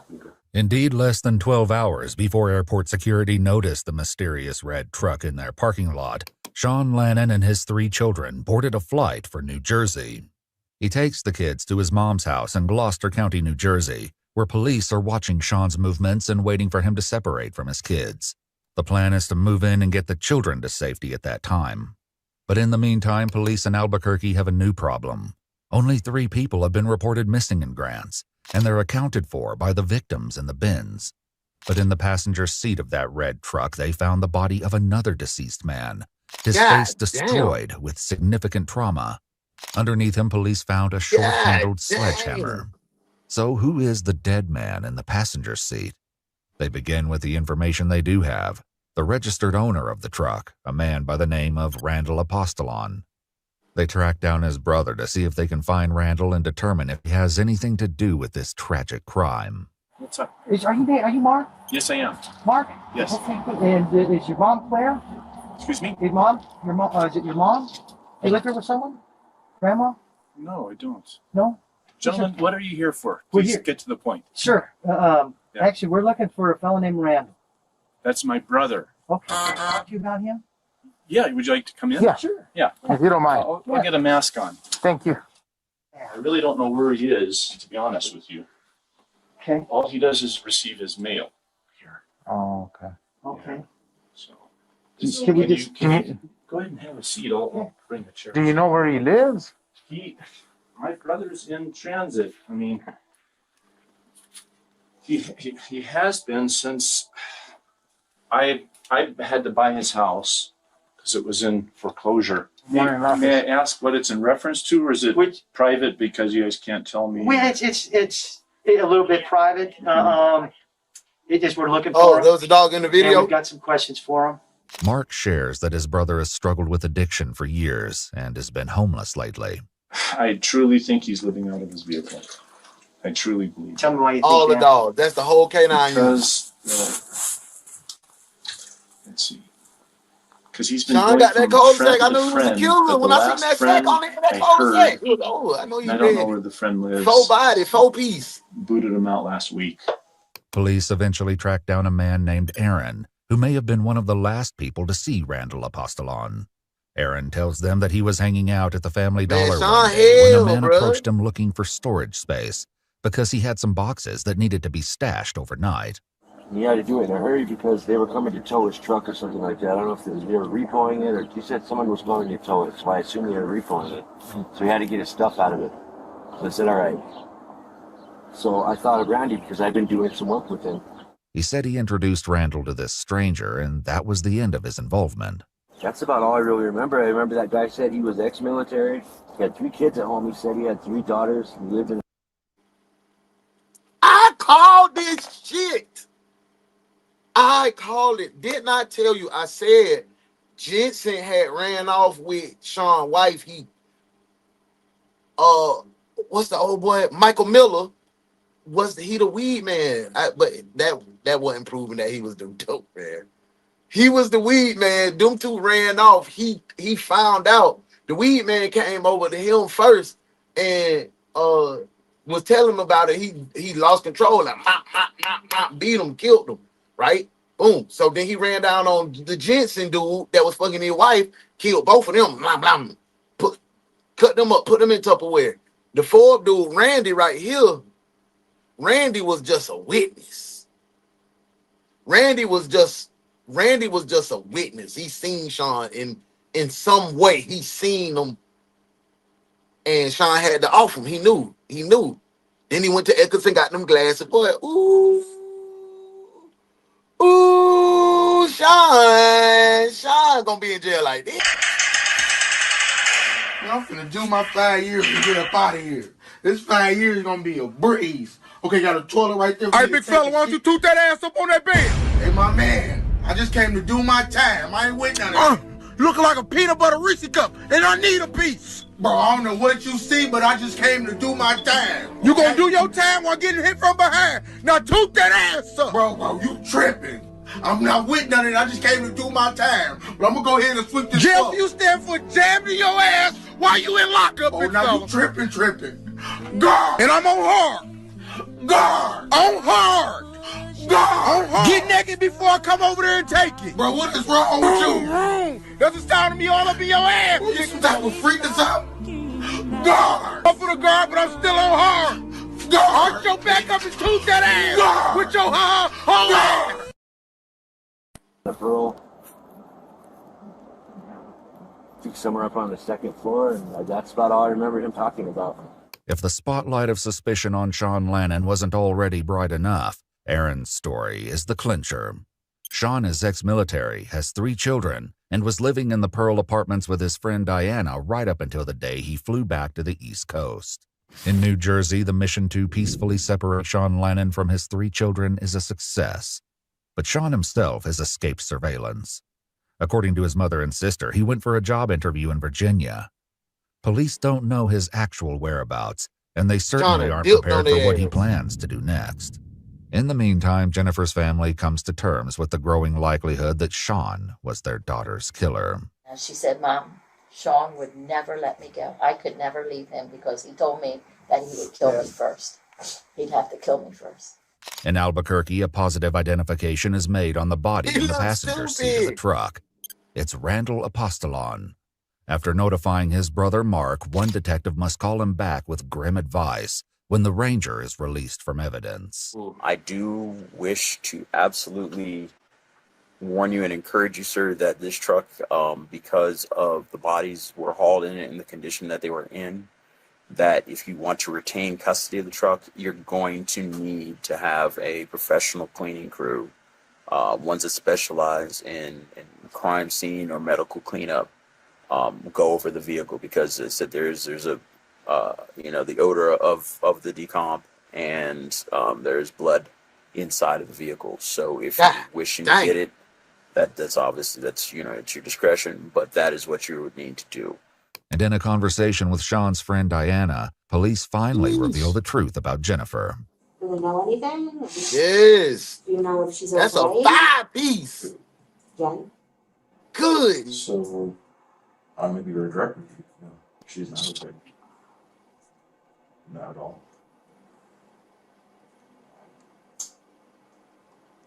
For kids, it's terrible. Yeah, that truck got a. Yeah, that's a lost cause. I ain't got no. I don't think Y'all got it. but I don't 5 know. bodies in the truck. I'm smooth with it. So if I added to that the fact that she's not the only one we found. Bill, y'all can keep that one. Justin. Sean went postal. That boy used hammers, knives, axe, saws. Now what do you think? That boy clicked out, bro. God, I couldn't imagine anything happened to one person, never less three. But in East Greenwich Township, New Jersey, the death toll is about to rise once again. God damn, Sean! Hello. I need an officer to check on someone for me, if that was possible. A woman named Carol calls police, asking them to make sure her friend Michael Dubkowski is okay. And how old is Michael? Michael is, let me think, he's 66. And why are we checking on him? Well, I'm his friend, and I live up in Collingswood, and we check on each other because he goes Oh, alone. that and boy we've been went on the friends for a long killing time, spree. and he got a new phone this weekend, and I keep dialing, and I talked to him since he got it. I spoke to him this morning, and this afternoon, I called him, and he said, I have to call you back. And he never called me back, and his line is just busy, busy, busy. Police head out to the house, having no idea that they're stepping into an ongoing horror story.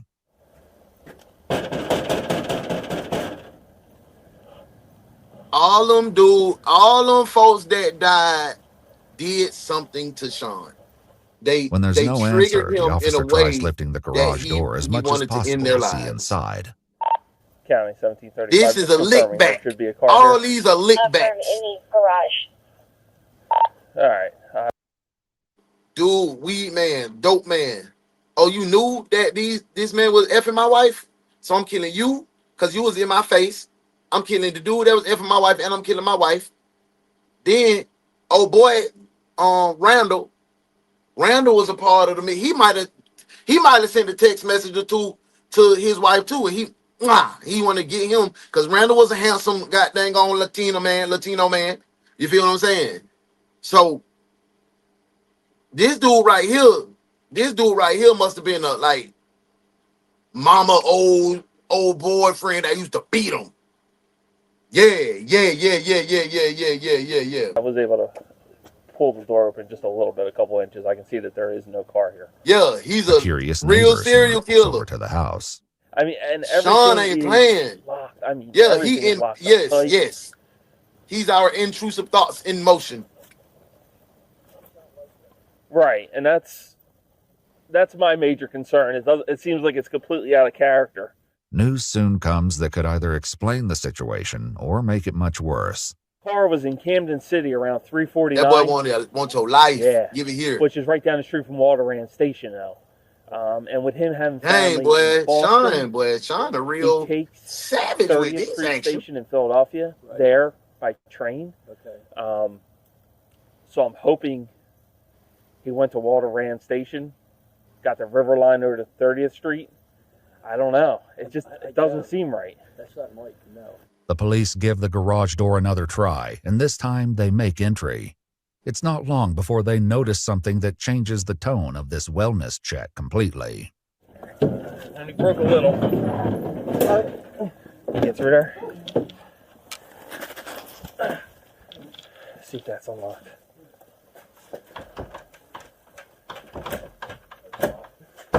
Locked. There's something. It's not even locked. Oh, you see that door? What is it? All the doors open? Yeah, but look at this. All right, sir, if you can hang out there for now. All right. Yeah, I'm going to grab my gloves. I'm just going to kick this in. Yeah, I'm going to grab my gloves. Can we push that door with something? I'm turning on real quick. I'm in it. Well, I'm supposed to be entertained, and I'm in here like. I thought he was laying by the door. Yup. Yeah, there's a. All right. Sean ain't fucking playing. Sorry for my The scene language. is a gory one. On the floor lies Michael Dubkowski amidst a large amount of blood. He appears to have been bludgeoned to death. Eat him. Eat County, that, baby. if you could contact my on-call detective. Hey, man, let's book Sean to the crazy house, man. Tranquilizer, check. Straight jacket, check. Upping the dosage of the medication, check.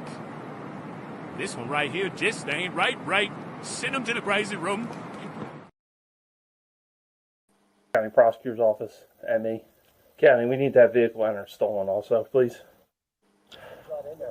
Yeah. Unfortunately, sir, yes. Yeah. Is he alive? No, not at this time.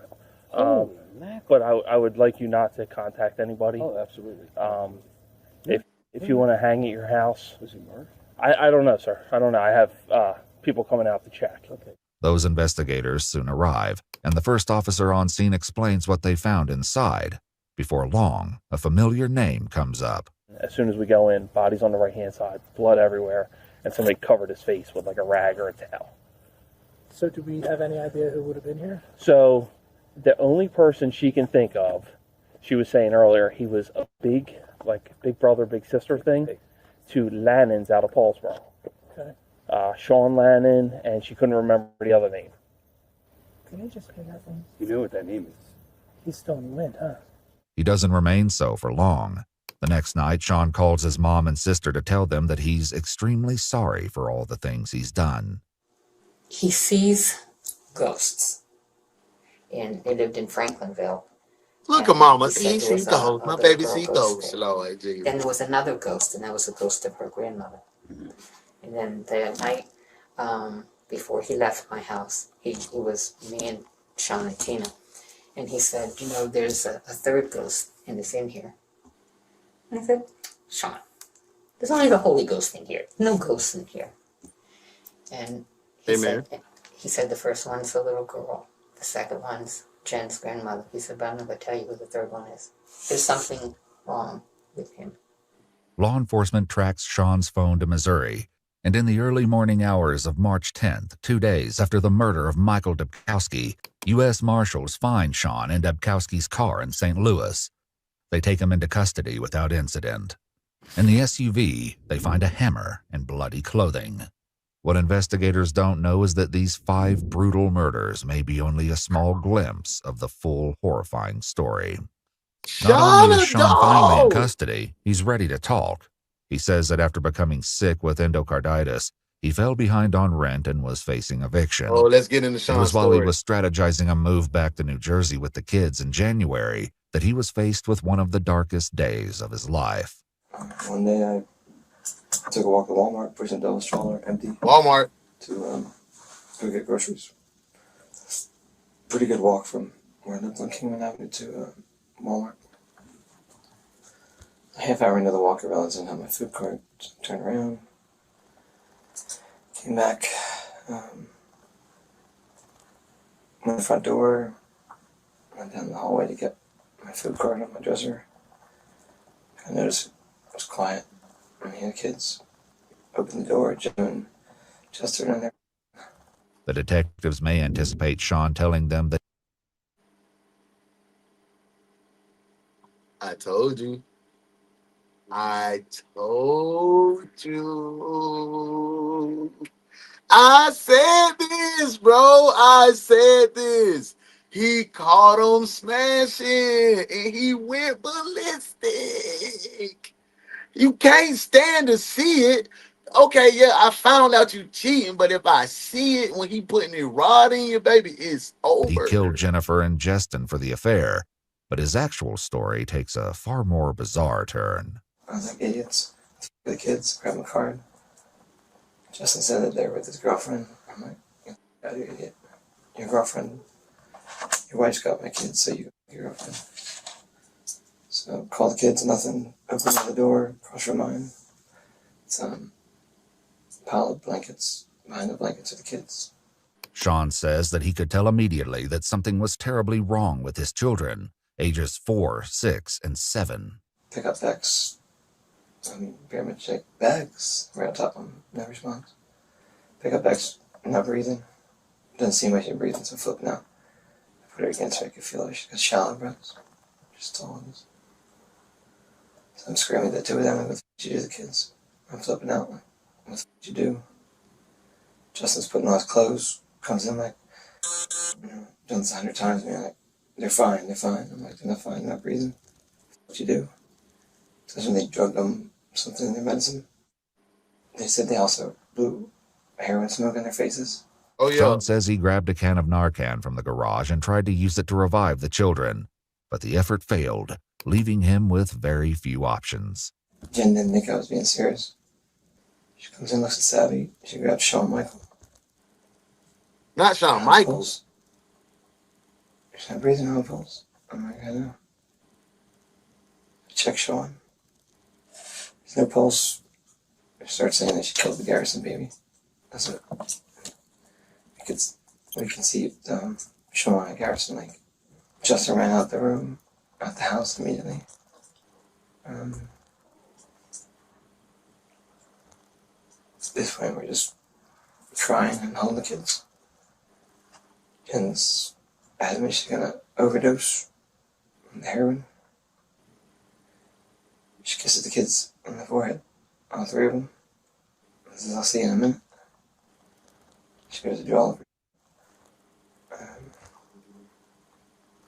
I took Becca and I put her on the couch in the living room.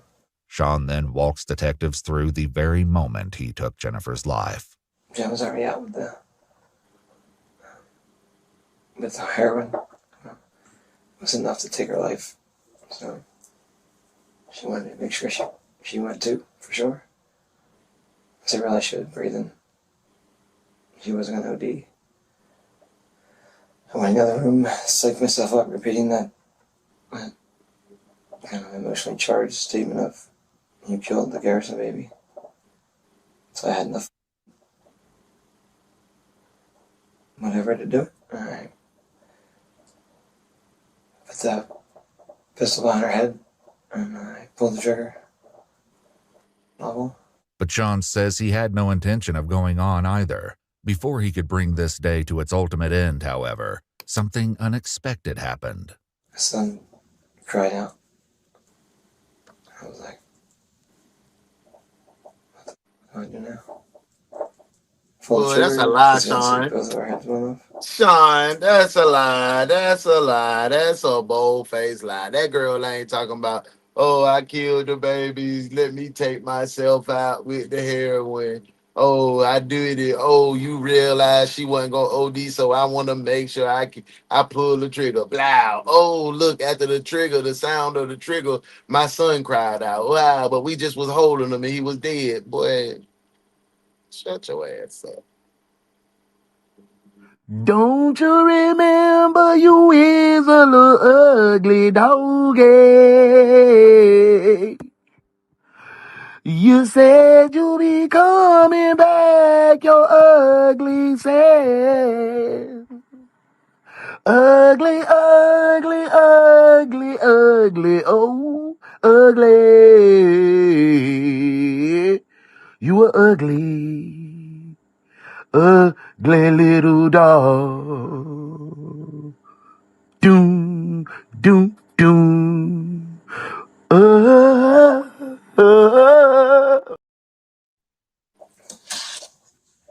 I thought they were dead. Sean says that he put the gun away. Instead of calling 911, he says he somehow revived the children, though he never explains how.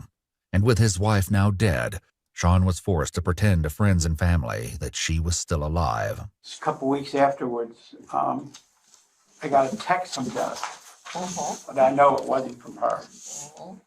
And it was she early said, within that second or third week. She said, it wasn't that. It was just, I can't afford my drugs anymore. Which, first of all, she would never say that to me. Right, she'd never be that direct with you. No. Oh, no. No, she never would. And so I texted back, what have you been doing? You know? Right. And she said, well, somebody texted back using his phone, Jennifer's phone that she used. She was using at the time, the number that I had on my phone. I've been sleeping with people. I've been sleeping with this guy. We started formulating an idea that, something was wrong. Things were only getting more wrong by the day. Sean tells the investigators that he also impersonated Jennifer in text. You got me out here feeling bad. Back to the house You done walked in the airport with all three children, all of them. Ain't nothing talking about he revived them. That boy lying. Right. He fell off the handle because his wife was getting piped down. That's where I killed him. Just before I killed him, he offered up a trade. His phone had pictures of Shawn Michael standing there naked in my living room with, I don't know what his name was, William or Matthew Miller, whatever that his name is, with his, on my son's shoulders. So,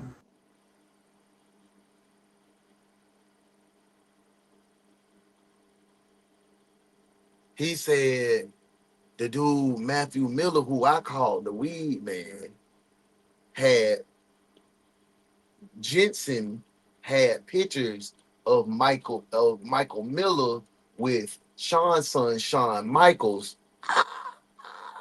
You know I'm cute, internet. Sorry. With Matthew Miller's meat rack on his son's shoulder and his son naked. Oh, now we understand why he clicked out. You can see that in his face right there. That he like, yeah. I was like, who sent you this picture? He's like, I don't know it's real. He's like, I took the picture. I was like, oh, you took that picture and you just got in the picture. So, I said, there is, he was right over the vent where Jen would hide her heroin. And he wanted to know if he could do a shot of heroin before it took his life. So I said, well, if you find any in the vent. So he literally was looking down the vent. He didn't see it coming. And I shot him in the back of the head. This at least partially matches a story Sean told a woman named Joanne, with whom he stayed for a couple of days before moving to Albuquerque to live with Diana. She told police that he'd gone back to the Grant's house to feverishly clean the place, scrubbing so hard he got blisters on his hands. Sean told her that there was a, quote, blood mess in one of the vents from someone who died. But even with Jennifer and Justin dead, Sean wasn't done. Finally, that kid comes over, William or Matthew, or his name is, comes over with Felicity, his girlfriend. Mm-hmm. She looked like she was like 12 years old. And they shouldn't hurt anyone, they don't have to. So, he's like, they're looking for money for anything. This man got me. I'm supposed to be talking, y'all. I'm in here, goddamn. $40. I was like, all I need is later in the week, give me a ride to get some water. I'm having electric or no water. So, one of those times he came back, he didn't have Felicity. And that's when I shot him in the back of the head. So, I asked him about the thing with my son. He said that it wasn't his idea, and I was like, what do you mean it wasn't his idea? You have an erection in the picture, like, you can't force someone to have an erection in your child, man. I shot him in the garage. Sean says even that wasn't supposed to be the end of his vengeance. Before he was killed, Justin gave him one more name, a name that was on the police radar as a person of interest in the early stages of the investigation. He also had pictures of Daniel Lemos and my son. Oh, damn. I never got my hands on Daniel Lemos. I fully intended. That's where I was heading back to New Mexico for yesterday. I was going to finish that. Oh, he was going to kill him yesterday. Ooh. If I did, it'd be in the box. After tossing Danny's name at police as an alternative suspect, Sean finally admits that he had nothing to do with the murders. When investigators catch up to Danny, they learn two things. One, he did indeed take the gun out of Sean's bag only to turn around and quickly sell it for cash. And two, he has no idea what Sean is talking about in regards to inappropriate pictures. Danny dog is in a handcuff, but Sean ain't. What is this world? No, I'm sorry, that's an outright lie. Yes, we all I don't like. know what he said, but if it's What got is anything to going do with on? kids I'm shot baffled. No, never that. And I'll put that on my last name. I'll put that on my dad. I'll put that on everything I know. I believe you, Danny. I would never do I that. believe you, Danny. I believe you. In the immediate aftermath of the murders, Sean says his primary concern was hiding the bodies. This involved work he says he took no pleasure in, starting with Jennifer. So I pretty much slid her into a storage bin. I gotta get God dang. The sheets that were around here, the bedding was in the bag, in the box too. Hey man, hit the Take later. surprise emoji about 50 times. To What is going try to on? dismember her to put her in containers. It worked. It's awful and traumatic. Just thinking about it still haunts me. It wasn't long before he was back at it again, this time with Justin. I had to dismember him at some point a day or two later. It disgusted me. And that's gross. I let him. I had to work up the nerve just to move his body. So there's so much blood. That's why I had to pull the floor up in that room. Sean says he did the same to Matthew after killing him. It was awful. It was the most awful thing I've ever seen in my life. The only thing I remember thinking is that one dude was so fat was, I gotta get up. He's so fat. I knew I had to get, like, to displace the socket on his hip, you know? It was awful. While you're in grants and all this stuff is happening in your house, the kids are in the house? The kids, I would do it at night when the kids were asleep. Or I'd have an activity set up, like, you'd be in their room and set up a whole freaking activity, and, you know, it's like, it takes that long to do it, but, yeah. Did they hear or see anything? No. Sean says he stored the totes containing the bodies in a friend's SUV, which he kept parked at the Pearl Apartments in Albuquerque where he and the kids were staying with Diana. But when his friend demanded the vehicle back, he knew he had to find a new storage solution before heading home to New Jersey. How'd you get in touch with Randy? How did Randy get into this? I would go over to the Family Dollar just to get stuff for the kids to eat. Mm-hmm. Some guy was like, "Oh, you have any food? You have any money? Anything?" I gave him a couple bucks, and then when I needed storage, I said, "You know, anyone that needs storage? Like, I need to use a storage area in your truck to move stuff." Mm-hmm. He's like, "Oh, my buddy will," so he put me in contact with Randy. Sean tells the detectives that Randall Apostolon arrived at the Family Dollar only a few minutes later. He's like, $150 because we need gas and all this other. And I was like, okay. And we get there, the storage area was full. His or? Yeah. Where were you going to pick up the totes from now? Where are they at? They were in the back of the truck at the Pearl. Still in the Pearl, okay. Yeah. So I loaded them up. And we actually go there to where he used to be living. There's a storage thing and it's full. And he doesn't have the key. So I'm like, this is a game or something? So at some point driving around, he's like, "I'm going to take it back." And I was like, okay. Sean says Randall took him to the Pearl Apartments and told him to get the totes out of his truck. And I'm like, what? And he's like, "Yeah, you're lucky I don't say nothing about what's in the boxes." He says something, I don't know what, he says something stupid. And punched him a couple times in my hand. He just, I don't know, I thought he was out. And he started that, it's called like the death curdle or whatever. Damn, he beat him with his hands. I grabbed the hammer. And proceeded to, I think I threw something over his face at that point. I might have. Maybe not right off the rip. I think a couple more times I hit him with the hammer and then put something over his face because there was blood on the window. Mm-hmm. It was disgusting. It was horrible. Sean then reveals something even more shocking than the fact that he killed Randall in broad daylight in the parking lot of the apartment complex.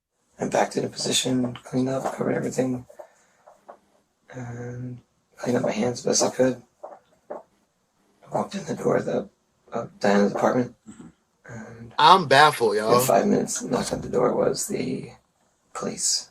In an unreal coincidence, Sean was arrested on a battery warrant that very day, making Randall one of the only victims they can tie to an exact date, February 24th, 15 days earlier. That he was able to calmly deny any role in the disappearances of the Grants 3 with fresh blood on his hands makes his monotone confession today all the more chilling. This may sound and he eating a burger. Kind of self-explanatory, but why kill Randall? Like, what was the thought process? His right here is by far one of the craziest ones we had. Yeah, he was smashing. He just killed 5 folk. He just killed somebody. For the money. Came down to a decision. Yeah, he finessed him for his money. I killed him to use the truck. Sorry.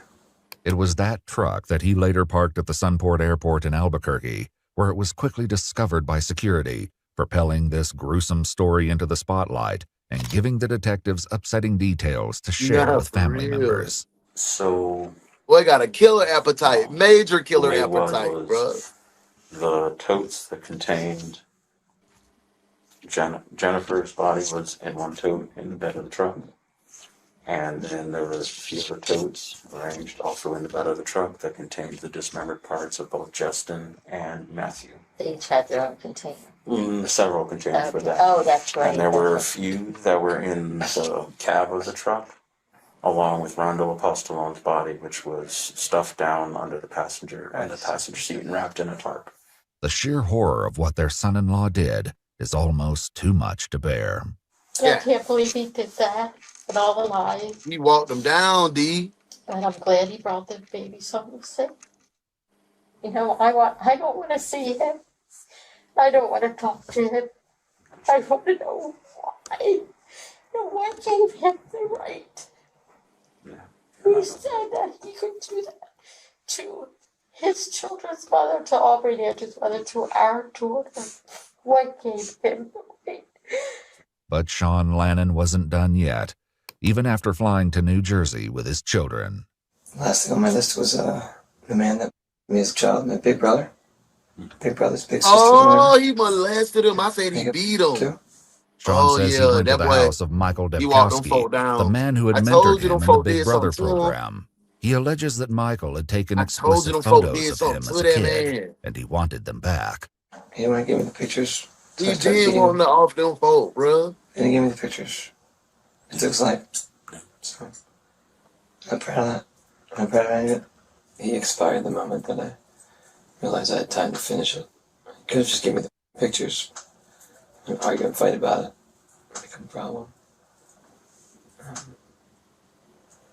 And it's horrible too. No one gave above me when I was for 2.5 years. It doesn't justify it. I feel bad. In the course of their investigation, the police speak to Gabby, Diana's daughter, and a longtime nanny to Sean's children. Sean's able to get the pictures back. That's what he told me. Tell you what he did with them after that.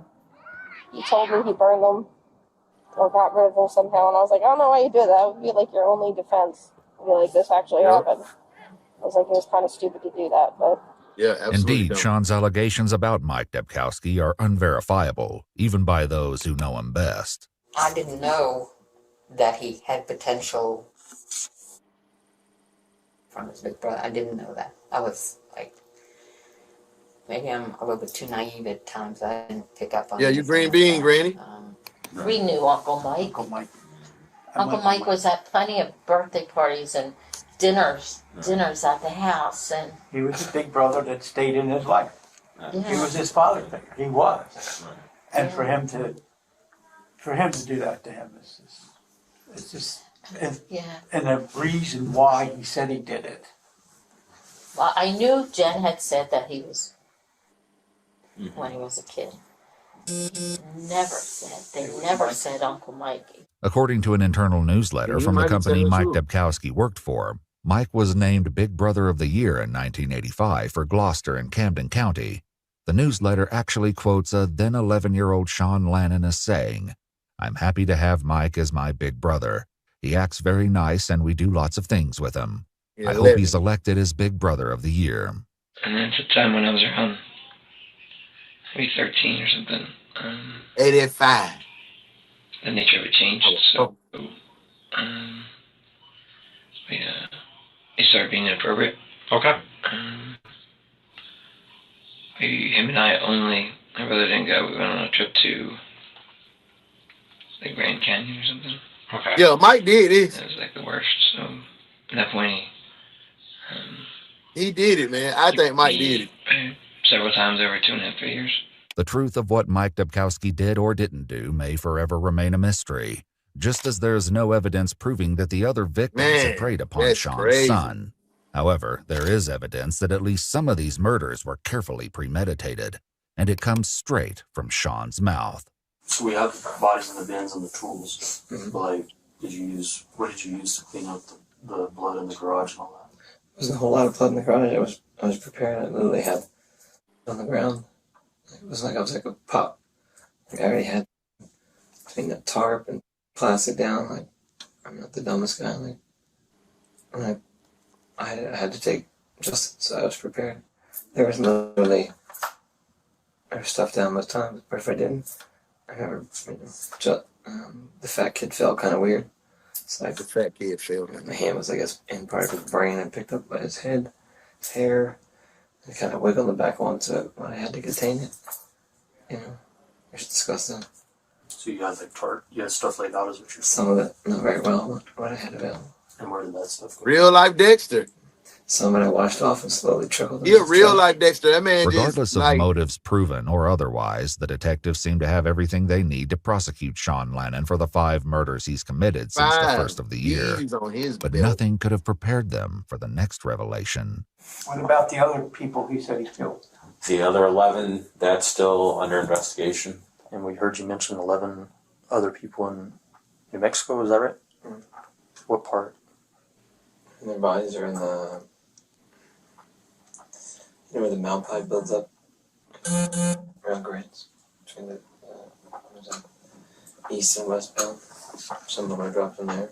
Some I went into, took the exit to view the Malpine, dropped them in there. Malpai? Malpai. Malpai? Oh, Malpai. The lava tubes, The lava tube caves at El Malpais National Monument actually require a caving permit, and solo cavers are not allowed. The terrain is harsh, and even the official website warns visitors that the caves are strenuous to investigate. How long, like, what was the time frame of these? 16 on his top, D. That's crazy. 2.5, 3 years ago, started. Did you ever come to the house? Yeah. Reference Jen. And arm wanting something. Like, This wild, bro. I was gonna 2-part it, but I said, nah, we gonna finish this one today. We got about 5. yeah. About 5 more minutes. Pistol and 7 rifle more minutes. So the first 2 or 3, a fight ensued. Freaking one of them got shot with their own gun. Number 2 with a knife from my kitchen. And then in the end, the pistol. Sean says he killed these people to protect Jen. I came in the house. And one time I stayed in the back with the kids. One came in, started beating the out of Jen. He had his girlfriend with him. I don't think he realized I was there. So at that point, you know, yeah, it was always something relative to Jen. The idea that Sean had already killed 11 people before going on this current murder spree is horrific, but investigators are skeptical. The thing is, I mean, if you have 11 people that go missing, I don't think they have 11 people missing. That's good. I mean, that's good. I know, but I mean, you're saying that you killed them and put them in there. Yeah. I mean, are they because they're illegals or? I don't know what they were. Anybody ever ask questions where these people were? We 16. We got a 16. In addition to the piece odd on fact us. that 11 people had apparently gone missing without leaving the slightest trace, the police also hear several different versions of how Sean came to use the Malpais lava tubes for their final resting place. Sorry. How did you find the Malpais? And took the tour with the kids once. Like, every time there's someone missing, they're like, I'm sure they're in the Malpai. That's where I got the idea to do it. What's the Malpai? Lava tubes. I didn't know what to do with them. She's like, take it to the Malpai. I'm like, okay. Jen told you that? And indeed, he apparently told Gabby something completely different about where the bodies went. I'm talking about that's a whole family. When he was Somebody working can for get 3 the pieces of refinery, chicken. he put in the caustic tank, and that acid will eat through everything. To this Oh, day, hell. police in New Mexico haven't found any of the victims boy got the Sean burger claims on to the have killed table prior to upside down. 2021 and have not It's on charged him with table, anything in relation to those crimes. The possibility that he invented the story raises serious questions about his psychological state, which his mom says may be linked to his time in the military. When he graduated high school, he went into the Army for 5 years. And he went to Kosovo. Oh, yeah, because I told you he went to. Know the history of Kosovo. It was a violent mass grave, yeah. Milosevic, ethnic cleansing. Yeah. I mean, it was Yeah. just like a nightmare. But he saw atrocities there. Yeah. Again, I'm not justifying anything he's done. I'm not making excuses. I'm just telling you what I see. But he didn't come back the same young man he went over with. None of us did. He told me there could be no God because of what he saw. In the end, Sean concludes with a statement of remorse about what he's done. What I saw made me believe that, Sorry hey, for that. God, you got to help me out. It's 29 lives. And that's the split. That's the split in personality you either have after Kids war. especially. God, they You made either my become home. really religious and thankful, or you become really sensitive. His casual apology may lead investigators to wonder whether he is truly sorry, but he won't have to convince a jury of his sincerity. Though he initially pled not guilty to the 4 murders in New Mexico, he made a plea agreement with prosecutors that saw his murder charges reduced from first to second degree. This agreement also saw his tampering with evidence charges dismissed. The judge sentenced him to 15 years each for the murders of 39-year-old Jennifer Lannon, 21-year-old Matthew Miller, 40-year-old Justin Mata, and 60-year-old Randall Apostolon, giving Sean Lannon a total of 60 years in prison. However, it will be a while before he serves those sentences. Now, will he be tried here in New Jersey first? My understanding right now, that's kind of what's going to happen. So Sean Lannon pled guilty to the first-degree murder of 66-year-old Michael Debkowski, for which he was sentenced to 35 years in prison. He'll serve out his New Mexico sentences upon release, which means a total of 95 years in prison for the 5 murders. He's currently incarcerated at New Jersey State Prison in Trenton. He and Jennifer's 3 children have been adopted by Jennifer's brother, Christopher. If you'd like to see select new videos early and help us keep up, That was wild, man. Let's get on back to the office so we can wrap this one up. God, so mighty. Tired of the same old things on the internet? Check out the Flash Mob channel line.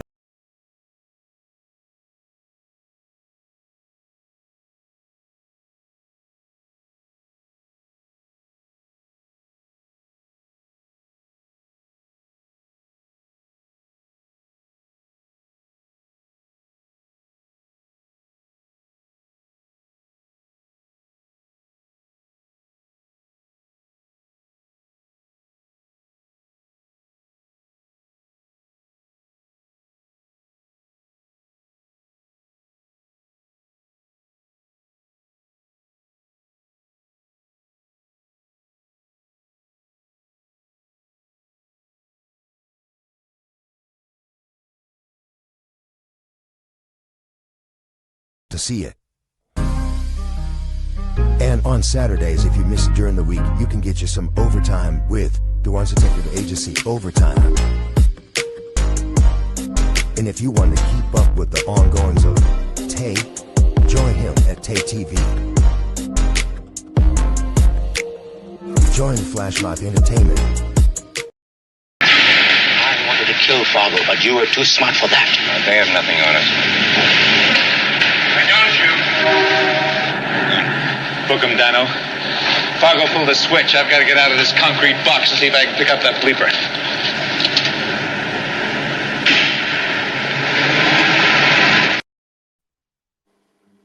I'm sitting over here trying to gather myself in the office. I had to make sure we booked, brother. That man went on a whole killing spree.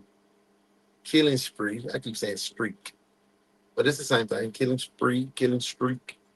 That boy put a 5 under his belt before he clocked out of here or got out of here, got locked up.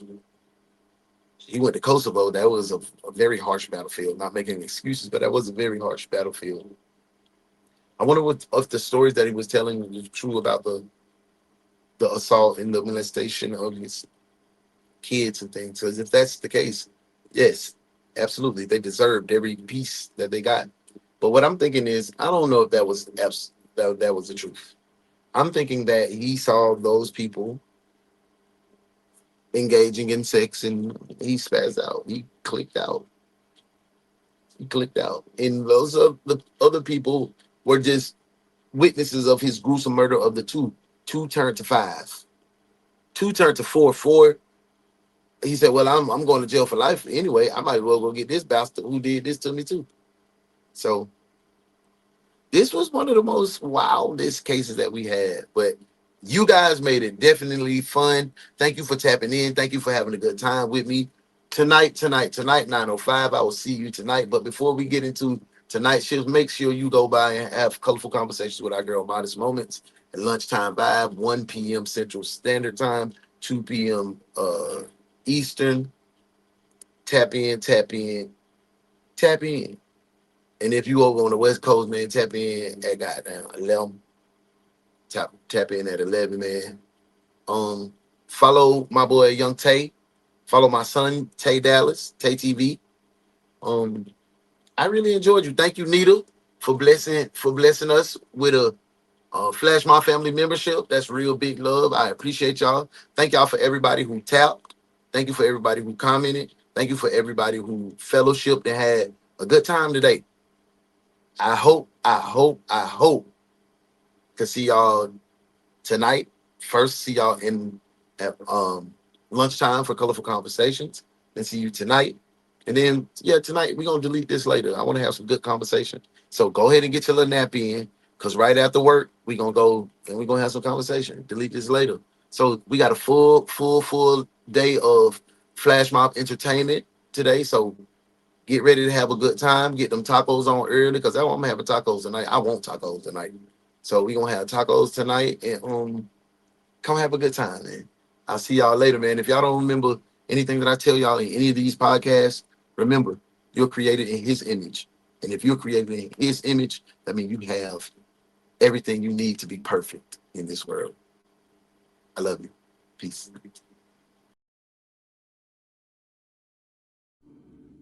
Here this morning, police are looking for a The suspect, only detective agency capable of handling these grotesque and obscene cases. Look no further than the One's detective agency, where evidence does not matter. We lock you up and figure it out later. Hey, what's up?